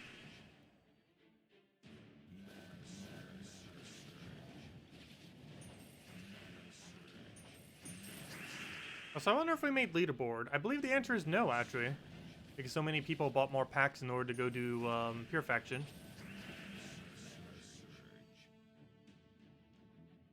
Wasting all their gems. So anyone who's doing that has a gigantic surplus of gems, most likely.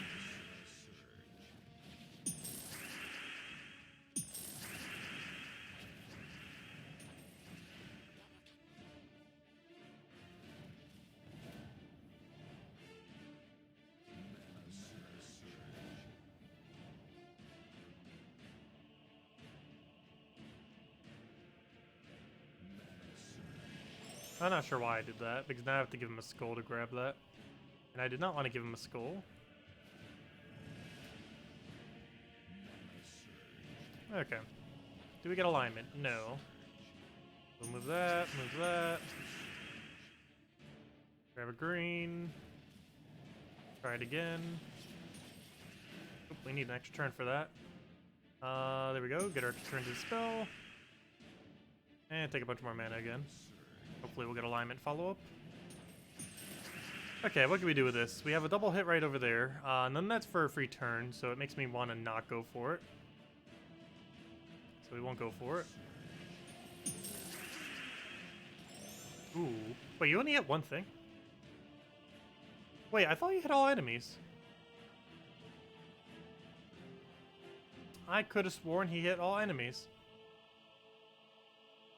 I did not realize there was only one. I thought it was a full AoE. Never mind. Thought this entire time that he was a full AoE troop. He's really bad then. He's worse than I thought he was. Oh, free extra turn. Oh. Aren't you gonna lose this battle? Do I really have to go bring out Iron Gut? Didn't think we would. It looks like we'll need to. Yep, we just died. We died. Now let's go claim our chest. Okay. Well, luckily we got a Valraven. At least we got the Valraven kill. Plan B. I didn't want to have to bring this out, but if it wants me to, I'll bring it out. Iron Gut. Possess King or Mirage Queen. Zugoff or Apothecary. We can spell it right. And Mountain Crusher Titan. There we go. Oh, and we need to change our banner. Let's do brown +1 blue -1 purple. And we change the Titan. And change the perks. Oh, we're already on the right perks. Okay, that should be fine. Actually, I want the one explosion instead of the enrage. There we go. Okay, now they're fine. Okay, let's go roll with this. This won't fail. It better not. What's our attack value on him? Ooh, 97%. There's a 3% chance each battle will fail. How much you want to make a bet he's gonna miss so often, even though it's only 3% chance?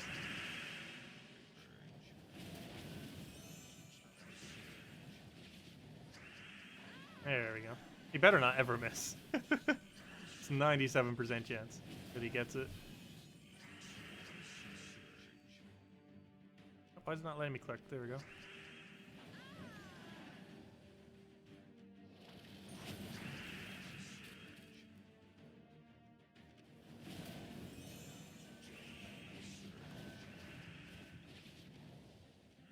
There we go. That's much smoother. Didn't think we'd actually need this, but apparently we do.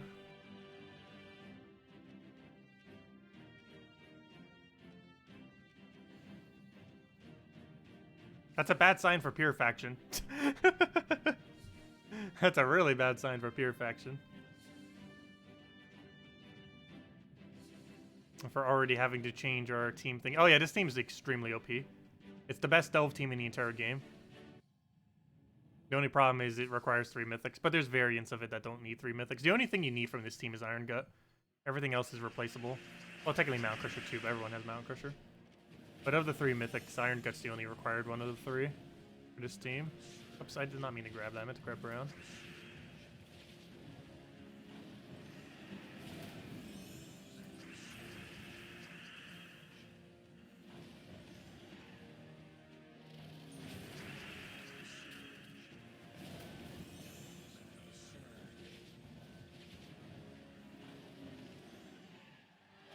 Yeah, this is the best delve team in the entire game.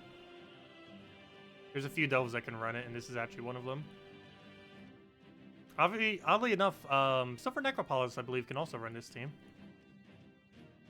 It's one of the other reasons why both the delves are so good as well, since they can run the best team in the game for them. The best delve team. We deal with Immune to Devour with either Mirage Queen or the Possessed King. We can also use Zugaf for it, because Zugaf can hit through anything. So any of those two things we could use. Zugaf's instant kill, his transform, or if you don't have that, you can replace it out with Mirage Queen. Or Mirage Queen, however you say your name.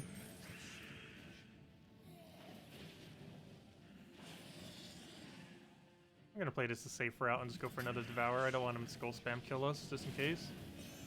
Very unlikely, but you never know. Oh, we're gonna lose our extra turn. It's fine though. And it was killing with the other thing.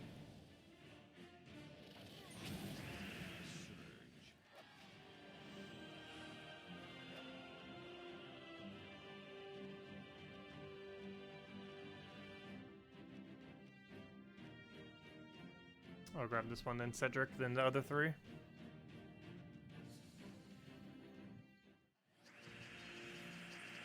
Wait, how does it ever miss with 400 attack?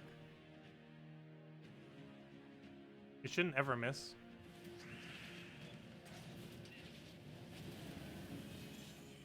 Like on this battle, the only thing we can devour is his first slot. That's because the other 3 have immune. So we gotta use a combination of Possessed King or Zugaf. So this we don't cast for the rest of the battle unless we get transform. And we didn't. Let me make sure I grab Brown before I go and use Zugaf.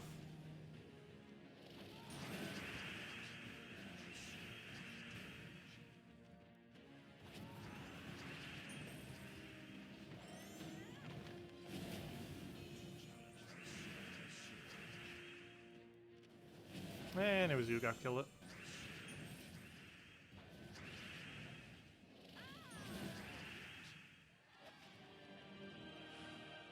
Lend me your Iron Gut. I wish I could.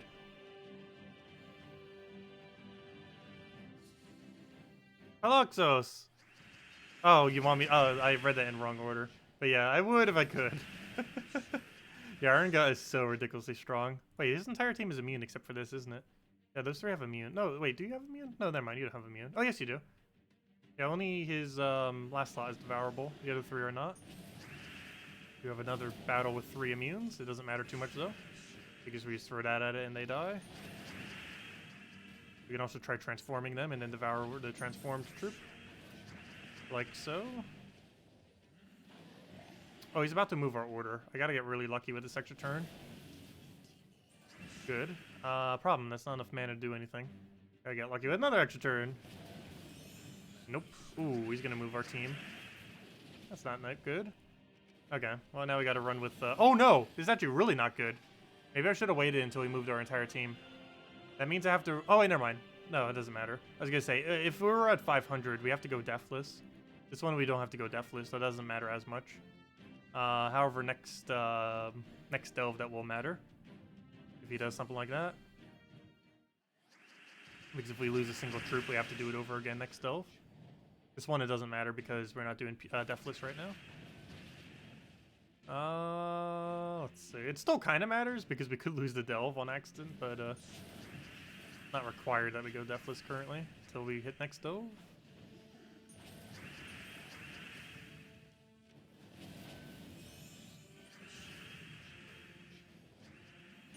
Wait, did he just miss one of his devours? Didn't we already cast on one of them? Or did we? I thought we already cast. Yeah, the 97% just missed. I thought it wasn't going crazy. The 97% actually missed. Fail.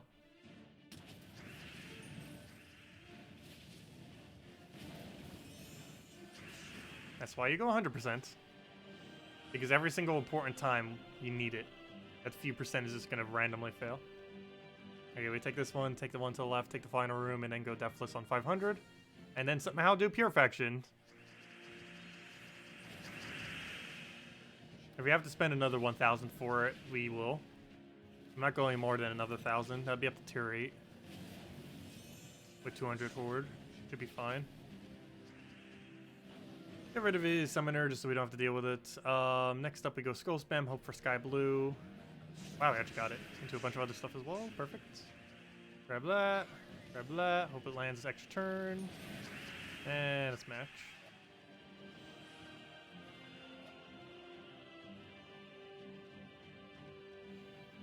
Well, one of the reasons I need to try doing Deathless first, especially if there's no Cedric in play, is I need it for the pet. Because I didn't do any pure factions, I actually need to do all the way up to 500 Deathless completion in order to get the pet. And we need that pet for slightly more bonuses when we do pure faction. Not a lot of bonuses, but it's going to help. Nonetheless. But the only good thing about him moving our team like this is we actually do a lot more damage. Because now it's our Iron Gut that's doing our skull damage rather than our hero. Which more than doubles our amount of damage. So it makes him a lot more liable to die, which is why you don't normally default him there. Also makes mana generation a little bit harder since you can't just take Brown to start mana generating. So with all the explosions, we have 3 explosions per extra turn, so it doesn't really matter too much. Get that there, get our explosion. Get a, that moved, grab all that together. Another Iron Gut on them. Load everything. Duke off him. Iron Gut him. Dead.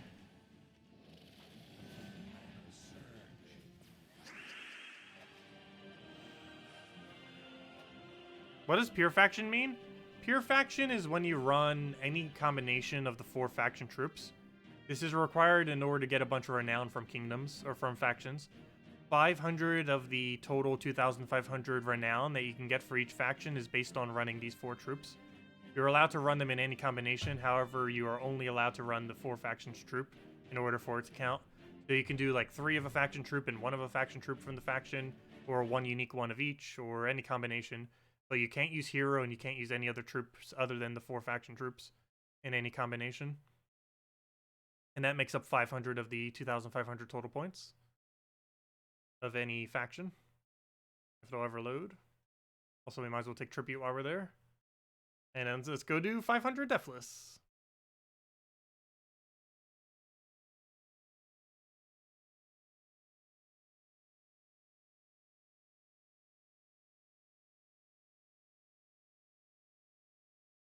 Gems is worth throwing on Soulforge.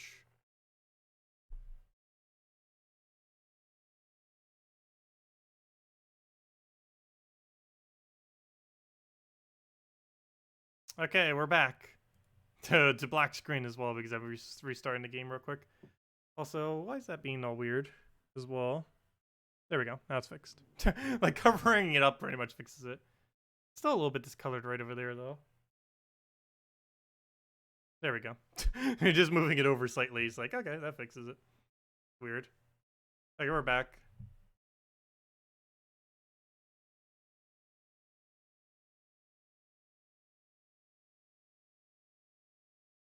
Oh! Is that me or the game? I'm pretty sure it's me. There we go. Trying to tell us servers are dead again. There we go. Grab our tribute.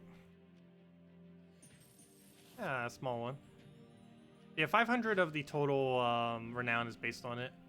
As you can see, we have 0 right now. Right over here. Because we haven't done pure faction once. But pure faction is whenever you use the 4 faction trip things. You can see on one of these, like yesterday we did this on Tuesday. I still didn't post a video from it. The stream I did. The video of just that I didn't. It probably will be tonight or so. But yeah, 500 as you can see right there. All nice and completed from doing the pure faction thing.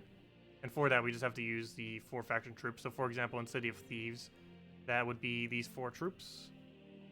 We have to use these 4 troops in any combination. We're allowed to use multiple of any one that we want. However, we are only allowed to use these 4. We can use like 3 of one and 1 of another or something like that. However, these are the only 4 we're allowed to use for pure faction for City of Thieves. Anyways, let's go do finish up the faction. We did the pet, right? Just double check because we only have 10 minutes left. On the pet, that is. Okay, we did do the pet. Let's go and do the 500 faction now, and then go do pure faction, and hope we get it.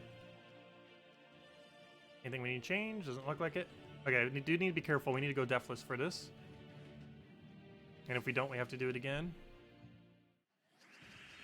Should be able to, though, with this team. Though this team can still easily die to skull spam. Other than skull spam, this thing's not really losing to anything. Unless we get super unlucky.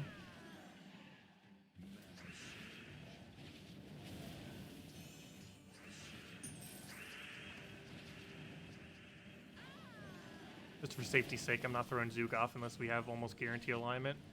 This one's almost guarantee enough. There we go. If there's like 10 plus skulls on the board, it's probably worth it. If we fail, that would be horrifically bad for pure faction. I could just rush to the end, but I do want to make leaderboard since we're already so close. Yeah, how close are we?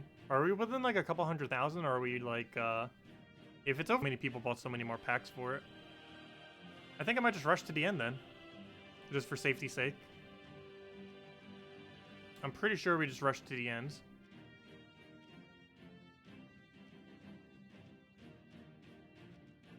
And we'll just do it on this bottom one. Yeah, we're just gonna rush to the end, actually.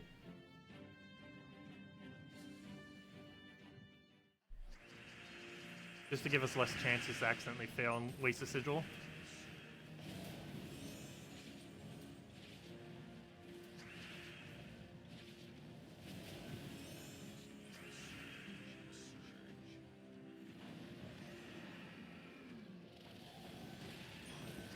Hopefully stream doesn't die when we're trying to record pure faction. I'm pretty sure the recording won't buffer, even if the stream does die during it.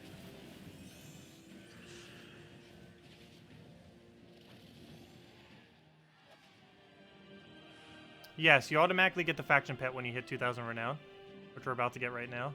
Oh, was there a Cedric in play? Ah, I should have done this for the other thing. Now we're gonna need a hope if we get randomly Cedric on the next one. Hopefully we do. This thing's gonna be really annoying without it. Like, really, really annoying. It's still possible. I'll probably try to skull spam team first. If we don't have Cedric for it.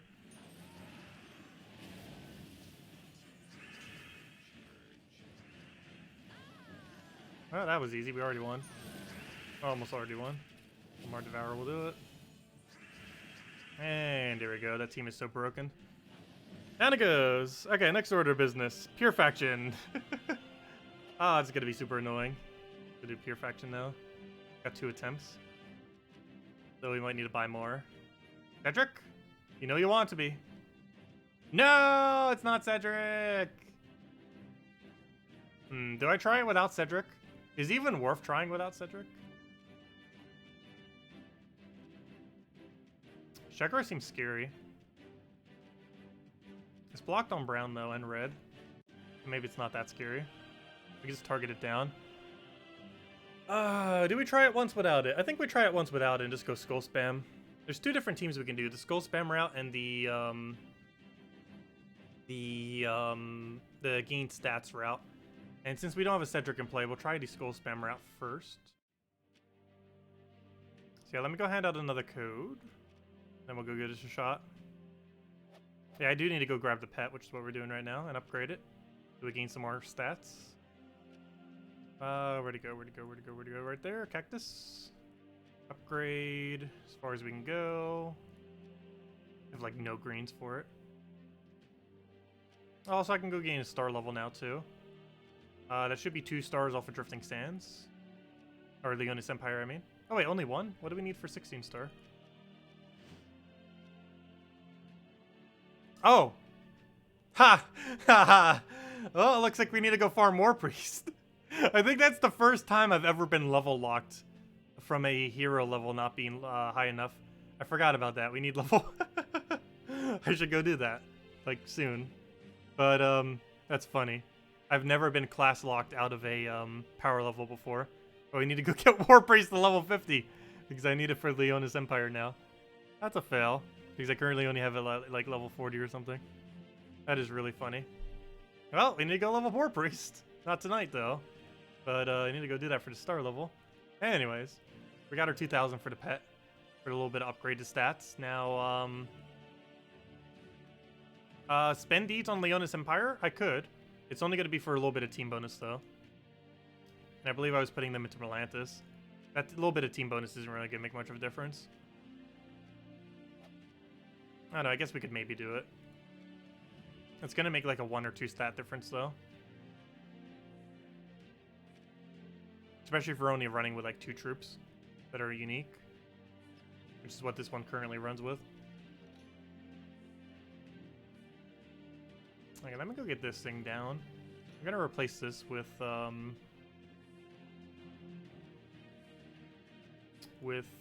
faction thing. Your faction... Cedric, pure faction gold. Said. Okay, and for that we'll go get the other troops for it. Why is it loading just to save the name? Loading screens everywhere. What will I name the pet? I don't know what to name our cactus pet. Not sure if we're gonna name it immediately. We might need to go through and name like all the ones that we haven't named eventually. Spend like an entire stream naming pets. Let's see. What am I looking for here? I am looking for what am I looking for? I am looking for City of Thieves. Get him in there, get him in there, get you in there, and put you all the way in the back, and run that with Banner's probably actually already correct. That seems good enough. I'll run it like that, why not? I named the pet stream. Okay, that should be fine. But that's not what we're running right now because we don't have Cedric in play. We'll try the skull spam option. Which is Tome Robber, Street Thief, and Tome Robber. And hope we get lucky. Very lucky. Excessively lucky. Copy that team. Okay. Anything else we need to go revamp before we go try doing it? Nectar. Nectar actually does sound pretty good for it. You know what? We're going to name it Nectar. We're even going to wield it for good luck. For the pure faction. Give us your strength. Where'd it go? Upgrade. Rename. Cola, man. No, I like nectar. But it sounds more like a flower thing. Does he have a flower thing on his head? He does. That'll work. I haven't spelled that right? Yeah, that's right. Okay, let's go back. Equip him for good luck. And nectar shall lead us to victory. Actually, let me go change the rest of the appearance to go match him. Change appearance.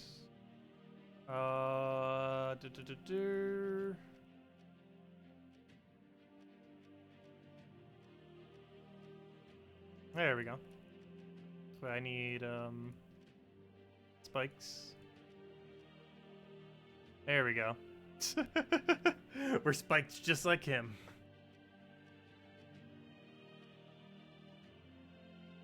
That should work. There you go. Got his spikes. Actually, let me change the outfit as well. Let's go, which one looks really deserty? Even more spikes! No. I don't really fit it that well. Let's keep it with Death Knight, I guess. And doesn't really fit it that well.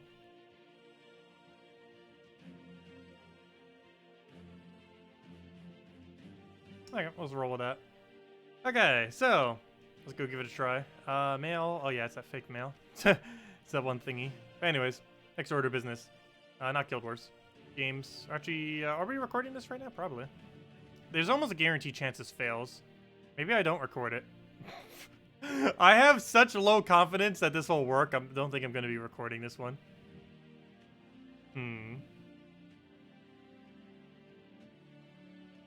I'm not sure. I guess I'll record it, but I won't do the explanation with it. How about that? I'll record it, but I won't do the explanation, assuming that it's not going to work. Just so we don't have to go on tangent off on that. I'm pretty sure that's what we're going to do. Because the chance that this would actually work is very unlikely, especially on first try, without getting a feel for it. Especially without buying any more packs. Yeah, we'll give it a shot, see what happens. This is the one, paste it in. Edits, manage team, paste team.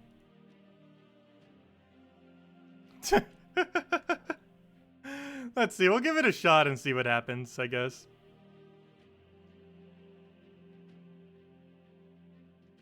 The chance that we could actually get it with this is very unlikely, but we'll give it a shot. So, Tomb Robber, Street Thief, and Tomb Robber. Everyone keeps saying I say it like Tome instead of Tomb. But, we're gonna try it with this initially. I feel like because of our stats, it won't end up working.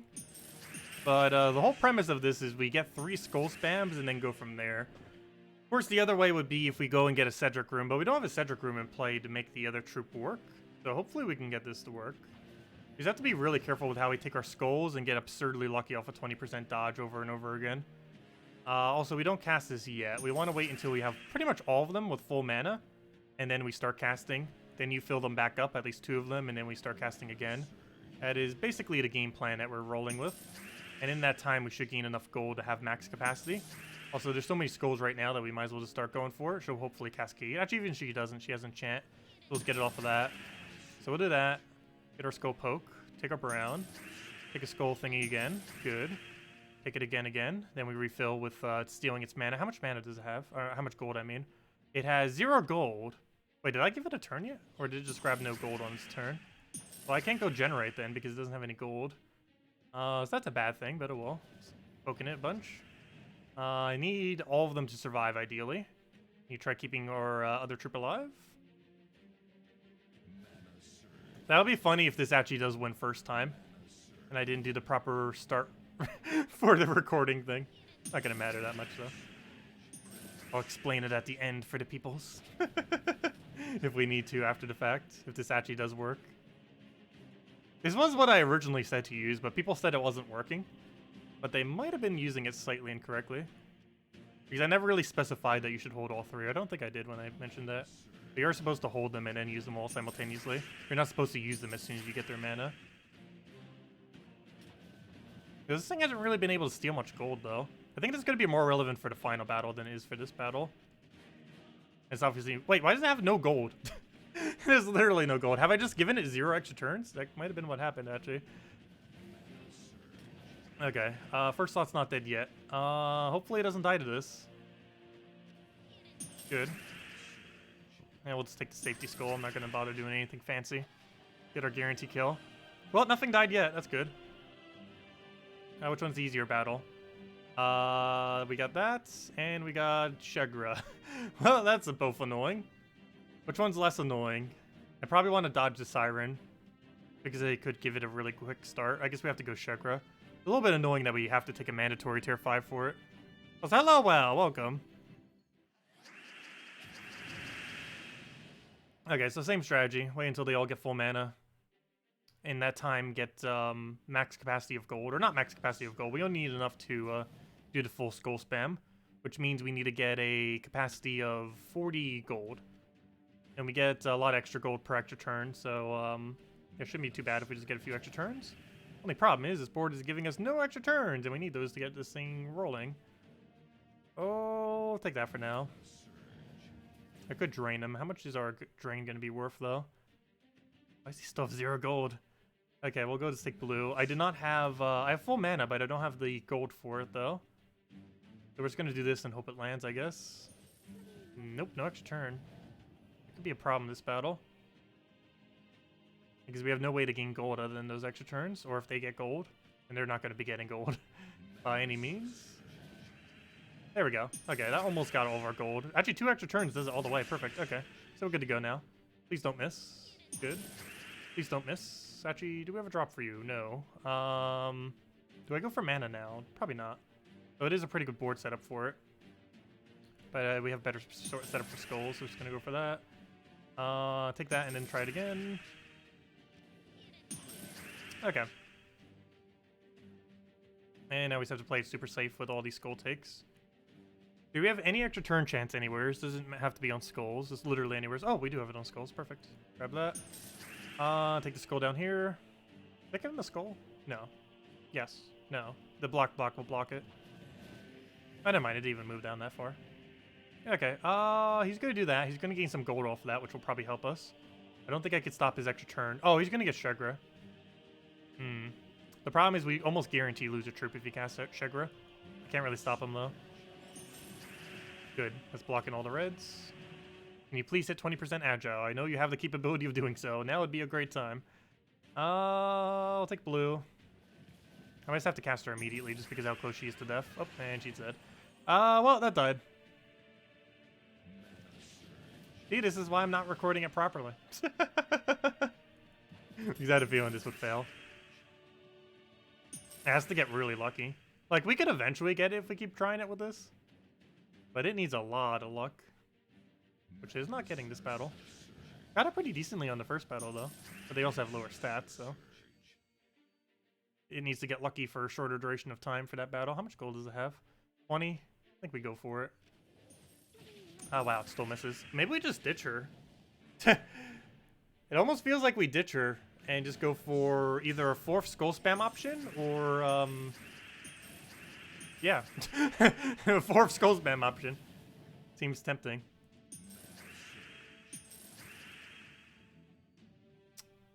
Skull or not to skull? Oh, we did. We're dead. Yeah, it's over. No way we could possibly win the final battle with this. Stop the other recording. Might as well just flee from this place now. It's not gonna win. Might as well just retreat. We already know we're not gonna win this. Claim rewards. Okay, do we have a Cedric in play? Please say yes. Nope. Oh wait, this could be Cedric. Nope. Ah. Okay, what's our in-between rooms? Shegra again. Glaceon's even worse though. Well, I guess we try Cedra. I guess we try Shegra. That's gonna be awful. Because ultimately Shegra's gonna kill like at least one for free. We're gonna need another pack. Guess we buy it now. Gonna need at least another one. I think we try it again, but just run 4 Tome Robbers. I'm gonna try it. I know this seems like a weird team, but I think it has potential. Tomb robber, tomb robber, tomb robber, tomb robber. A high variety of troops. Make sure we win. Okay, I think that's all we need.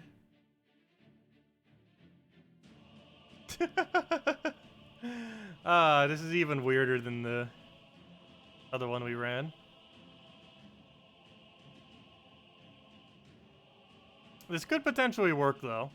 We'll give it a shot and just see what happens. 4 tomb robbers for the pure faction.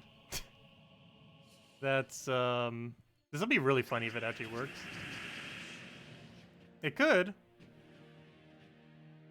It definitely could. It'll be one of the first few delves that actually has had the capability of doing this. There have been a few delves where you could run like 4 of 1. Like the Gob Truffle was a pretty funny one. But yeah, we want to wait until they get their manas up. And then kind of go from there. Take our purple over, take any skull we see. This first battle is the easy part. Everything beyond this is what's hard. The tier 5 and then the final battle.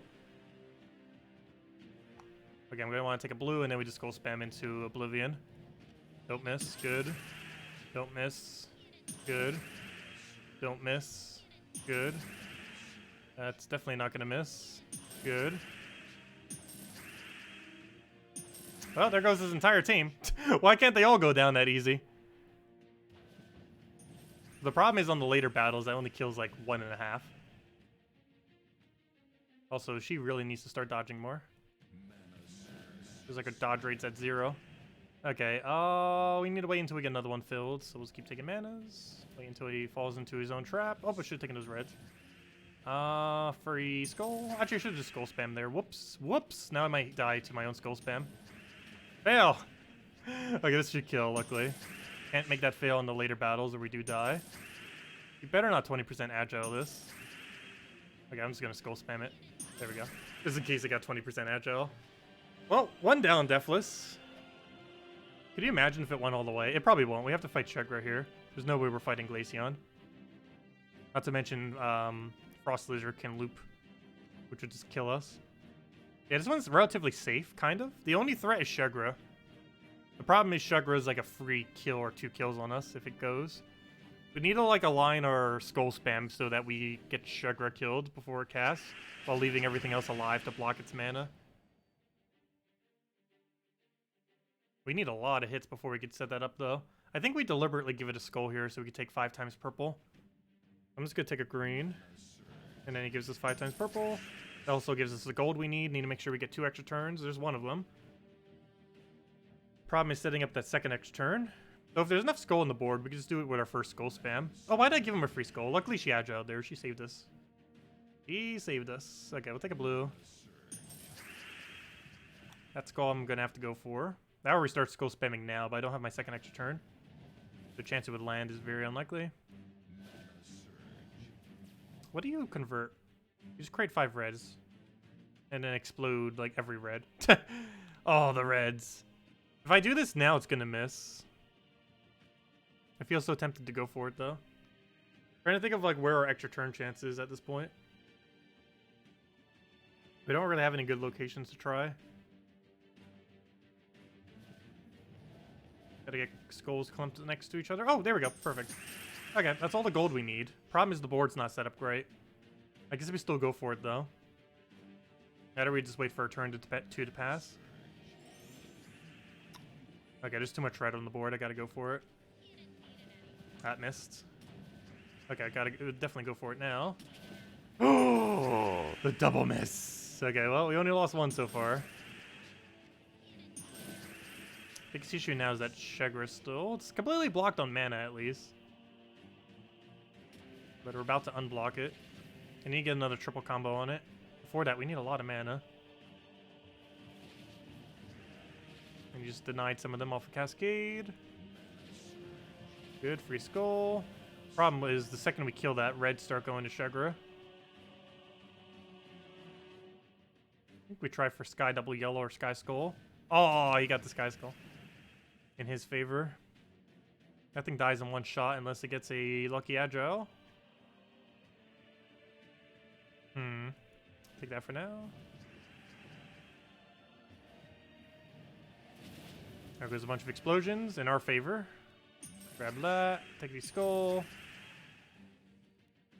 Can't wait till we get a Cedric room. It'll make this so much easier. Yeah, we're definitely gonna need a Cedric room. And just run the other troop and gain him a bunch of stats. And then just go lucky from there. Seems like what we're gonna have to do. I think we run double of the gold boost troop and double of the skull spam troop. And just ignore the gold counter troop.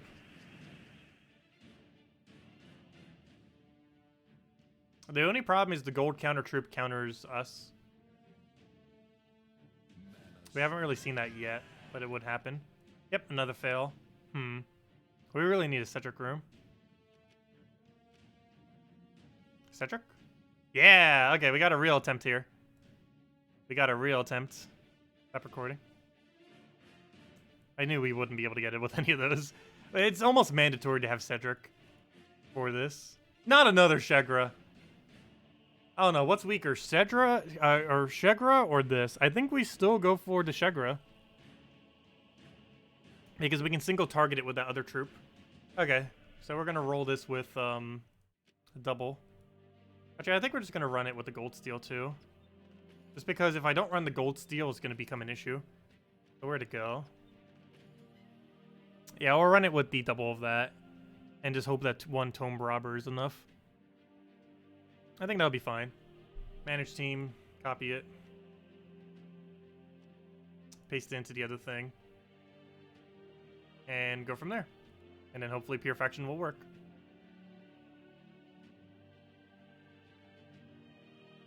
Yeah, if we're running it with the Cedric, it should be easy to kill it since we can just target him down, the Shegra, before it's relevant, and just let the other two block its mana. So we should be able to get it.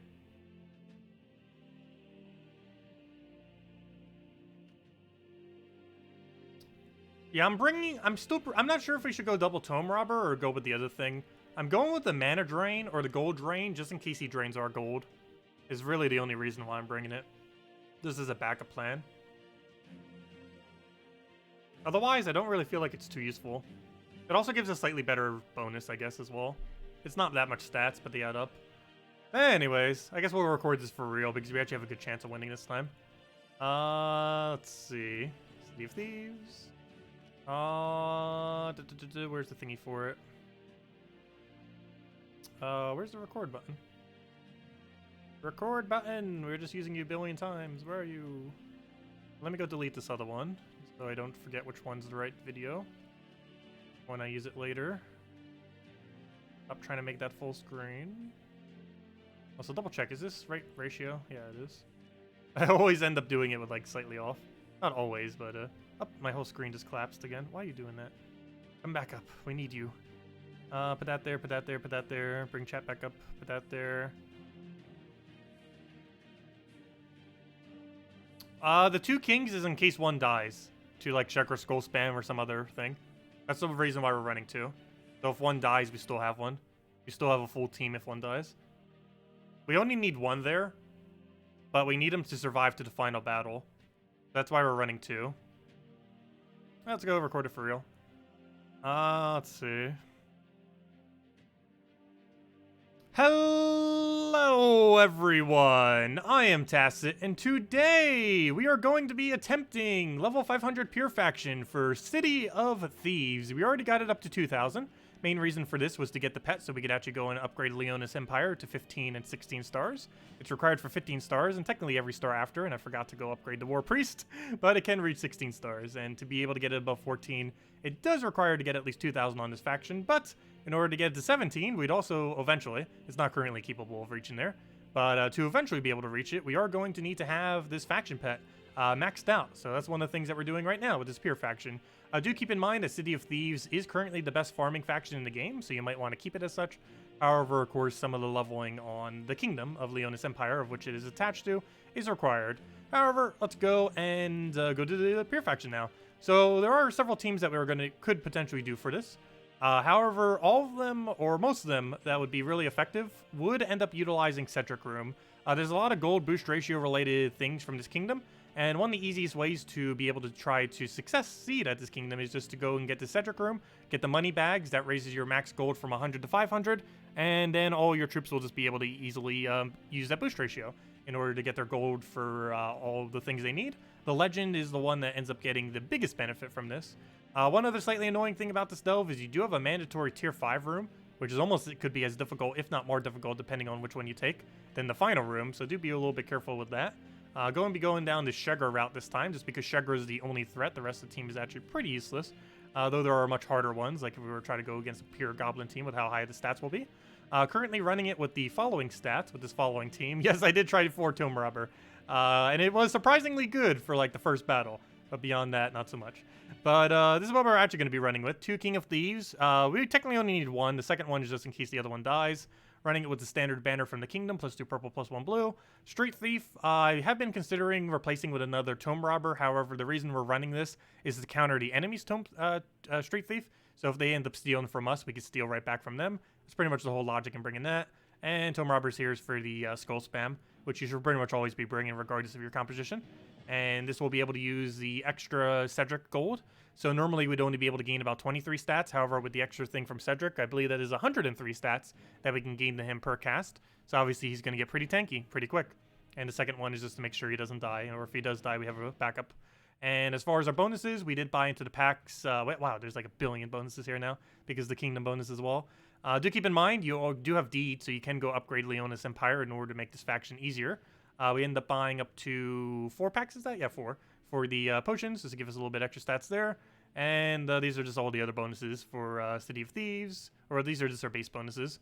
For 3 City of Thieves, for 3 Leonis Empire, for 3 Leonis Empire based on the kingdom amount of upgrades. I technically could go raise this slightly higher, however, I don't think I need it at the moment, so I'm not going to go for it yet, because I'm not going to be making this my farming faction, so I don't think I'm going for it yet, so I don't want to waste the 2 deeds just to get a little bit higher.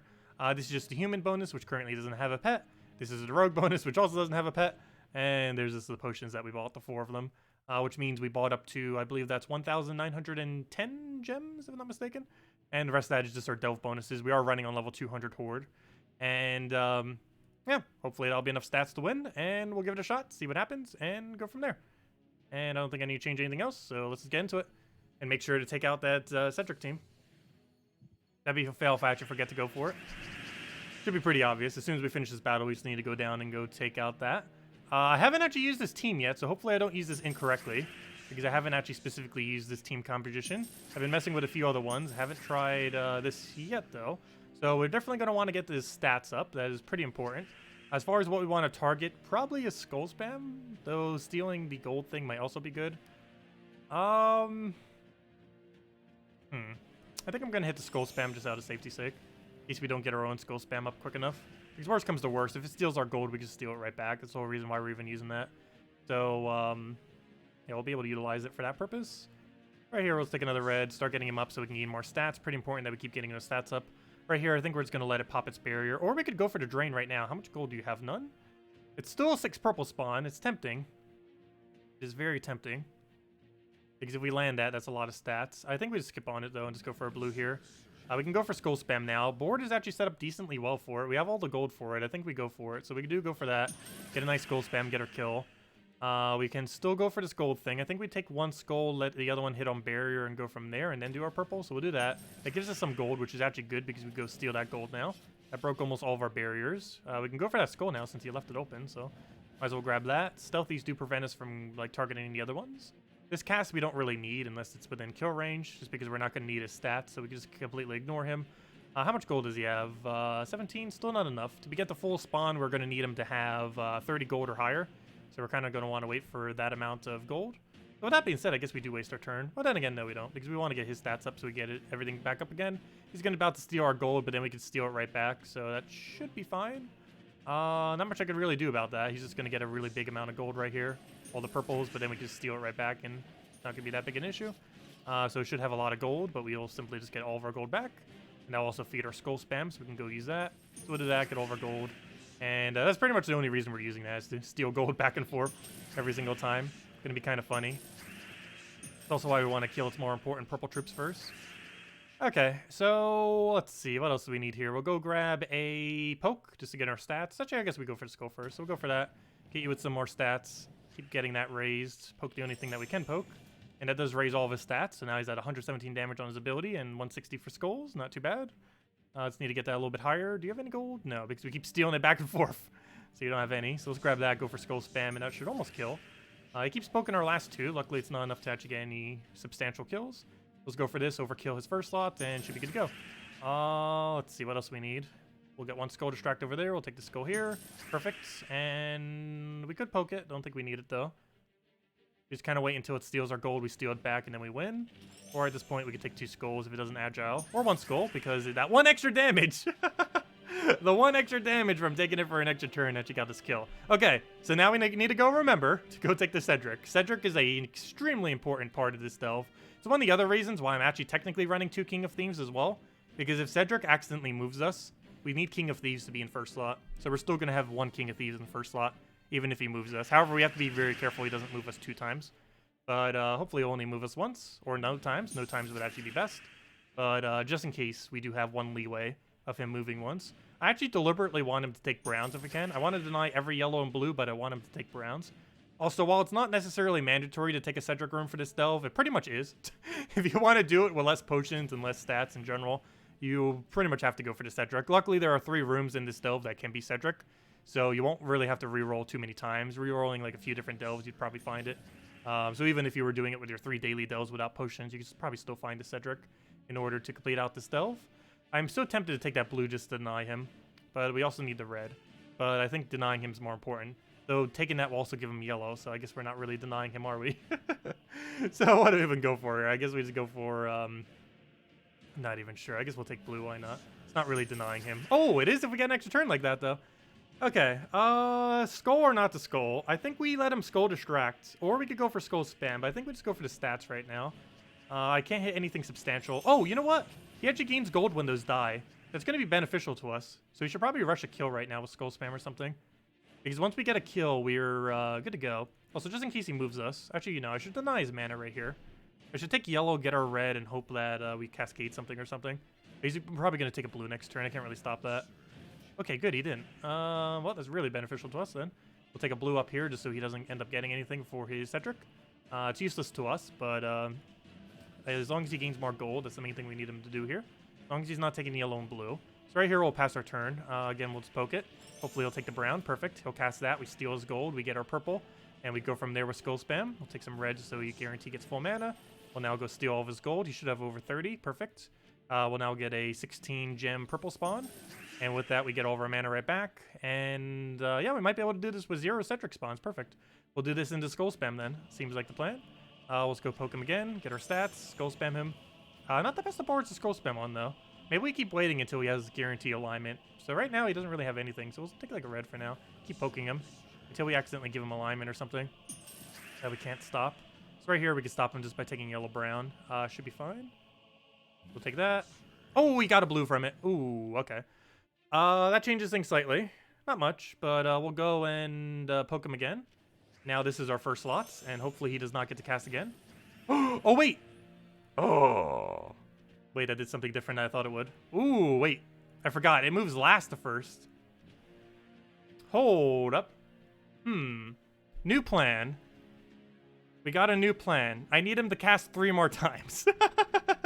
Or at least 2 more times. Hold up. We got a new plan now. We can make that work, though. We need him to cast 3 more times. Oh, well, this battle's going to go a little bit longer than expected. I completely forgot. I thought it was first to last. Apparently, it's last to first. Which is the exact inverse of what we need. Whoops. It's not that big a deal, though. This means we have to play the waiting game with him. And wait until he gets all the mana to keep moving us. Because his charm is most likely not going to kill. However, that's in really close to kill range. But we can keep giving it stats, so we might be able to keep it alive. But then again, I need to get him enough stats that he won't die to that thing. Oh, this could be a little bit bad then, how he does his charms. This is almost going to come down to where he does his charms. Where Cedric ends up applying his charms. It's going to be a really weird battle now. Let's go get all of our purple up. I definitely need them to be high stats. The only problem with them being high stats, though, is they're going to might necessarily like kill each other out, which would be bad. Not what we want. Need to try keeping that barrier up, too, if we can. On all of them, just so he doesn't snipe that thing down or something. Okay, he does have enough HP now to not die to that, it looks like. He's going to be hit with 164, which will not one-shot him. That's good. Okay, that lost its barrier. That's not good. Those blues we just need to give to it. This, I guess we just keep going and higher in stats. Not high enough that it will die, but high enough to keep poking. Okay, he gets a second Cedric. That's fine, as long as he doesn't charm it weirdly. Okay. He gets a firebomb. Forgot about that aspect. But as long as we get lucky with the next charm, as long as that doesn't die, we'll be fine. The only way that dies is if that charms. So we only have a 1 in 4 chance it dies, so we should be fine for the rest of this battle then. Do we skull spam right now? Probably not, because I need Cedric to cast one more time. And he's just going to replace everything anyways. Okay. Well, this should be fine. So I guess if you were to revamp this order in order to protect against it, you would actually put one of him in first and one of them in last. Right? Because then the other one would get dragged to first. So yeah, the actual correct order then would be the same thing. But instead of 2 up front, you would have the second one in the back. Forgot that he drags forward, not backwards. We'll take Skull for now, just so he doesn't, I think. Gives him purple, but he doesn't get anything really out of it. I got Skull Poke. It's not really going to do much for him, though. Need him to get a little bit more mana for his blue and yellow. If I could give him an extra turn set up for that, that would actually not be horrible. This I need to... Do I worry about getting stats on any of these two? I believe the answer is no. We take another Skull. He's going to finally move that into the exact positioning we need. The only real big issue here is if that hits upwards. Okay, can we get higher stats on this? I think we do. And then just let the firebombs go, because the firebombs seem to have lower stats overall. So he'll take a yellow. He'll hopefully surge. He'll then move us into position. He'll hopefully not charm the only thing that will kill that. And then we just go crazy with killing them with these things. Given that this one's about to move the first, I guess we give him his extra stats. I guess we cast both of them then, just to make sure that he doesn't die. Neither of them dies. So we'll do that, get our kill. Do this, gets his stats up so he won't kill. Actually, that's what the first one was for. And now we just need him to go get the last little bit of his mana. Then cast. And then as long as he doesn't do that, we're good to go again. So it took a little bit of repairing, but it looks fine. So that needs to just not hit him. How bad can our luck be? We have a 1 in 4 chance this will work. If that fails, that is so horrible. It won't necessarily make or break it, but that is our skull spam option. Good. Okay, we're fine. Okay, and now we just win. Took a little bit of setup, but we should be fine now. So now we just skull spam him. Don't you dare miss. There we go. And yeah, we should pretty much be good to go. Do need to kill a little bit further than I thought, though. As long as he doesn't get another one, we should be fine. Does he have enough gold for us to go crazy? Yes. And does he have enough gold? He has like 1 billion gold. I'm not sure if we can actually land that, though. So what we do here is we kill that with our ability. We then go shift the other one there and then just skull spam kill him. So we do this, get all of our purple off of this, and then skull spam him, and then he's dead. Please don't miss. Good. That's not enough damage. How's that? Not enough damage. Oh, he should be fine. We just throw this at him. And then 1 skull kills. Oh, I should have maybe denied that mana, actually. Oh, I gotta be careful not to give him yellow or blue now. All we need is 1 skull and we win. Problem is, if he gets full mana, he gets a kill. I might just have to let him poke us here. What's our safe move? We don't really have a safe move, do we? We have like 2 different purple moves. Actually, 3 different purple moves. And not a single one is safe. Well, the safest one, I believe, is move this to the left. No. Yeah, he only explodes 1 yellow. Or 2 yellows, actually. It only gives him 1 mana. That will not give him full mana. Okay. Still got a problem with him not being dead, though. Still got a him not dead problem. I guess I take the green. Every other move gives him skull, which we obviously don't want. Good, he's dead. Okay. That was a lot more annoying than it needed to be, but it worked. Okay, let's try this again now. So now we have King of Thieves, Street Thief, Tome Robber, and a backup King of Thieves if all things fail. Should be able to work with this now. And now, after we killed that room, we get the money bag trait. The money bag trait, and the reason why we went out of the way for that money bag trait, is our gold is excessively high now.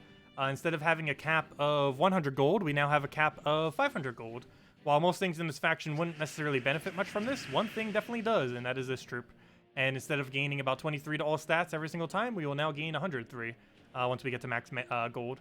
So, yeah, as you can see, our gold's already 105, and we can work that up to 500 now, which will make it much better than it was before. It's already higher than it was before, just with that single extra turn. Okay. So, what's your gold? Probably 0. Yes, 0. So we'll just go cast you for now, get some stats, throw every single one of these at Shegra. Shegra is the only thing on his entire team that can kill us. I'm actually not going to skull spam at all until Shegra is dead. We're pretty much just taking reds and purples, ideally reds because he needs it more, every single turn until we kill Shegra. And that's the entire game plan. Because we have to kill Shegra before we kill everything else, because Shegra's the only thing that can really kill us. Otherwise, the only thing he can really do to us is poke us with various skulls on the board. So it's main priority to just keep poking him with this. Okay, so we'll do that. Throw the other one down. Also, I'll make sure to have the right copy and paste on this one on the video. Because accidentally had it wrong when we used it, obviously. Let's see. We'll take that up. Get our reds. Keep getting him rolling. Ideally, he'll gain so much stats that he'll just keep... once we get enough gold, that he'll be able to just keep up with the damage output. We don't have any good moves here, so we'll take that for now. At least not any mana that we could take. He's just gonna do the thing again. It's gonna explode a lot of the board. Can't really stop him. No need to try to stop him. So let's let him do his thing. Go poke us some, but barely do anything. He's gonna get a lot of those apparently, but if anything, that's almost helping us, so we'll grab that.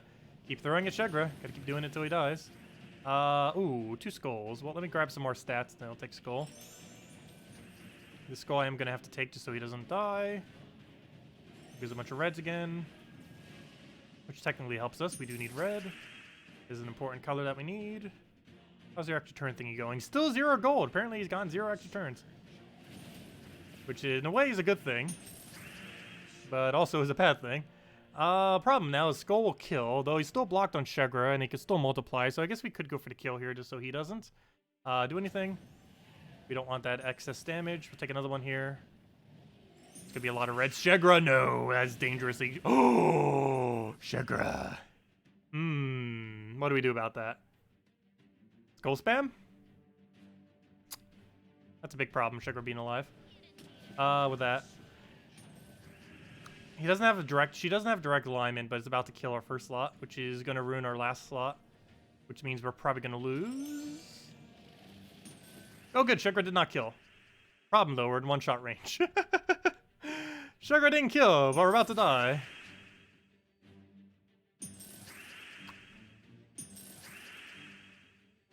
Come on, extra turns, keep getting lucky somehow. No, there's no way. We gotta go for, the drain and just hope it clears the board. How much gold do you have? Not enough. Gotta go for it, though. Good. Is that enough stats to not die? I sure hope it is. That better be enough stats to not die. Wait, we can just skull spam him here. It is. We won. Wow, that was barely a win. Let's see. Now let's do cast. Not like it has anything that was skull dodge. There we go. Okay. Final round. Let's do this. Now it's gonna get even harder. Okay, let's see how this goes. Yeah, I do feel like we could have gone with a double Tome Robber. The biggest issue is making sure your King of Thieves is in first slot. And that's kind of the whole reason for having 2. Is to just have a better chance that he is in first slot. Especially if you're taking the Cedric battle, which is pretty required. It's not exactly required, but definitely helps out a lot. What do we go for here? So obviously we're at a stat disadvantage, so we do a barrier and enchant and a few other things going for us to help us roll right off the start. I think we just go for stats. Problem is we need extra turns to get those stats rolling.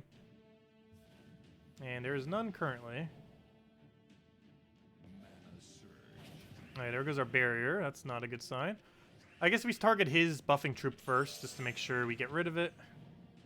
Of everything on his team, that's probably the biggest threat initially. Is dealing with the upfront troop that will just keep gaining more stats. He's not going to be gaining as much stats as us because his gold capacity is only 100 instead of 500. But it's still going to keep buffing up nonetheless. I do have Skull Spam. That's a good way to try to kill it. He probably has some gold because we triggered it off of us poking him. So what we can actually go for now is our full purple thing. So we're going to go for it. Get a free turn, get everything to full mana. Now we have a lot of pokes that we can go throw down and start using and utilizing. We'll go and just poke down his first slot again. Then I believe we Skull Spam. So we'll do that. Get our stats up. And now we Skull Spam. Also, we are max gold, so he gains a lot of stats per thing. It's actually probably just worth going and getting his mana up again, since it's so much mana that we can just cascade there. Take it up off the purple. Why you no Surge? We need that Surge. Do we try killing him now? I think we let him live a turn. Him casting once isn't going to be that bad. A lot of damage, but he's probably just going to hit on barrier. And even if he hits first slot, which he did, it's not going to be that bad. Because we gain almost all of our stats back just by doing that. Okay, this Sport is still not good for Skull Spam. I could go Drain and get all of our mana back, though we kind of already have the mana set up already good to go. I do have a Poke. Not sure if we want that Poke. But we can go for that Poke if we want that Poke. Oh, I kind of want to wait till more Skulls come in the board. If we try Skull Spamming now, there's a good chance we just die. And that's the biggest concern, is just randomly losing that troop. We'll get some stats on him in case we need a backup plan. I think we play it safe and just don't Skull Spam yet. It's way too risky to bother going for.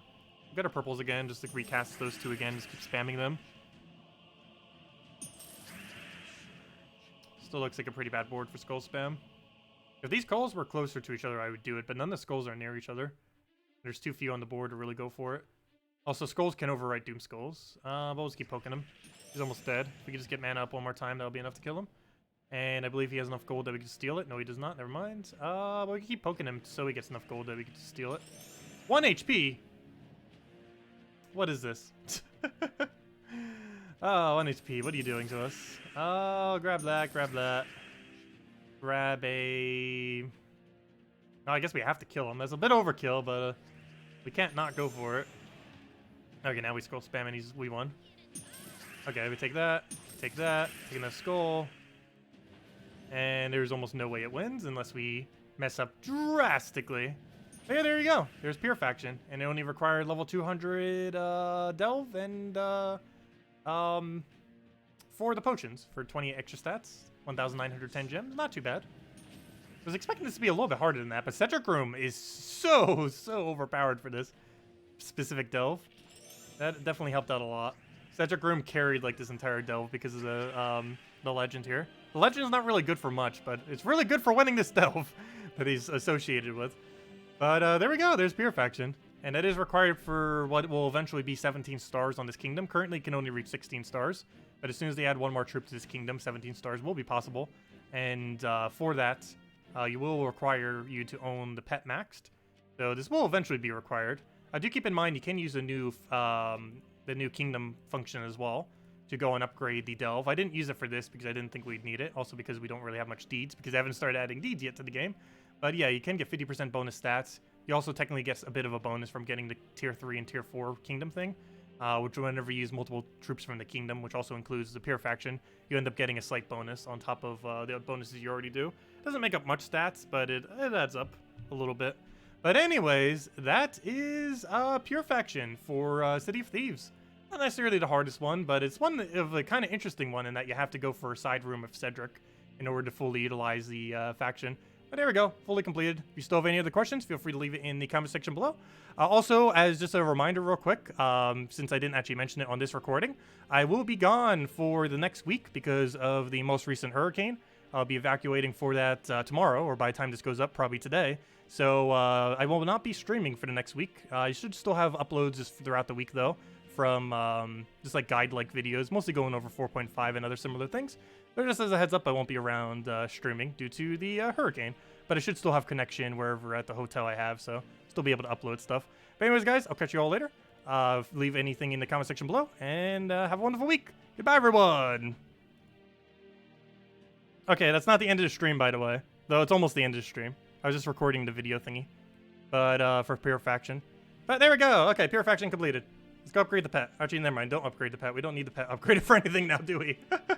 But that's not the end of the stream. Though it's almost the end of the stream. Let me go hand out the code and maybe mess with a few other things real quick.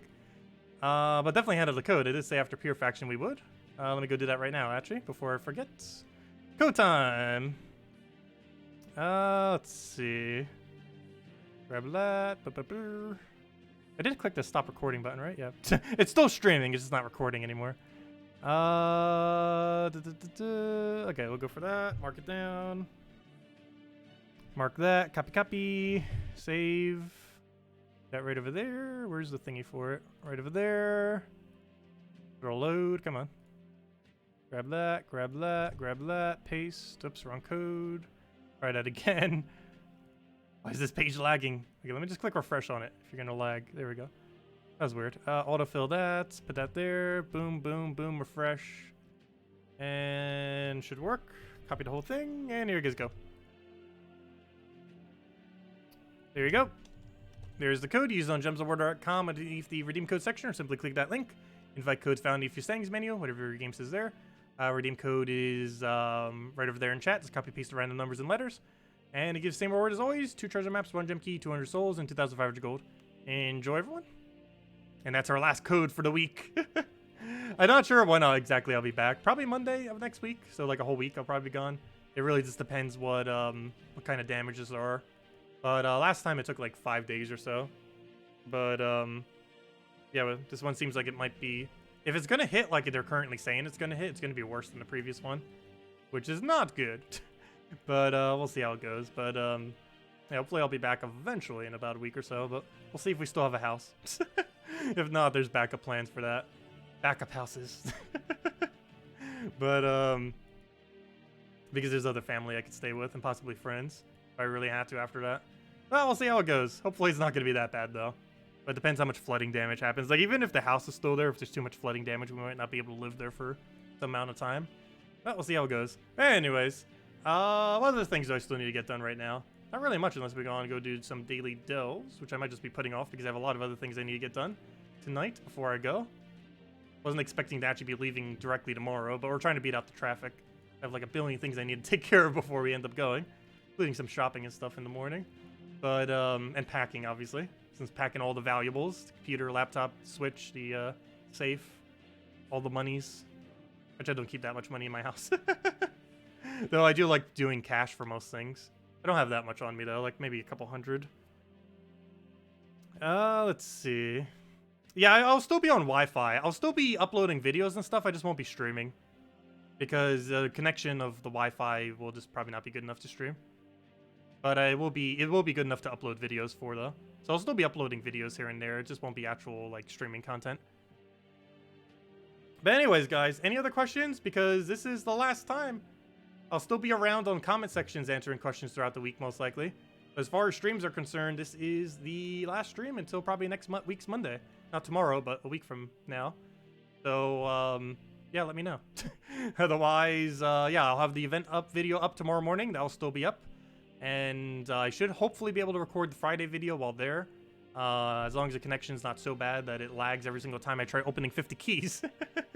But I should be able to get that, even if it's a little bit laggy, to do the new Mythic. I probably won't be covering Bounty Hunter. Or I'll counter the Bounty Hunter during the Mythic video. But, because Bounty Hunter's pretty straightforward. It doesn't really change much each week. Whereas the new Mythic does, obviously. It's pretty good. It's like kind of like an Infernus. Definitely advise going for it. The biggest issue with it is it doesn't have a storm attached to it, so you have to waste a spot for it. Yeah, I'll be safe, no worries. And thank you, everyone. What was the question? Did you know that bonus stats for kingdom bonuses is different at every level? Yes. The stats that you get for kingdom bonuses is different than the stats you get from kingdom bonuses.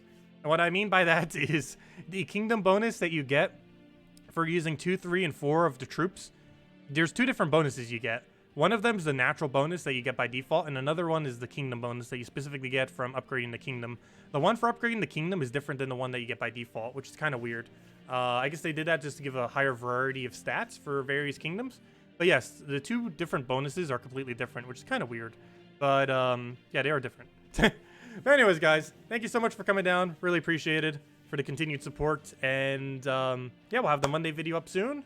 We'll have some other videos up soon, like the 2 500 faction videos for any of you that didn't catch it on stream. Though likely anyone here just caught the most recent one, but still for anyone else who didn't bother catching it, who doesn't want to watch the full stream and just wants to watch the 500 thing for both of them, because I still didn't post the previous one from last Tuesday. Obviously this Tuesday I will not be doing Hall of Guardians. That was originally the plan, but yeah, I won't be able to now.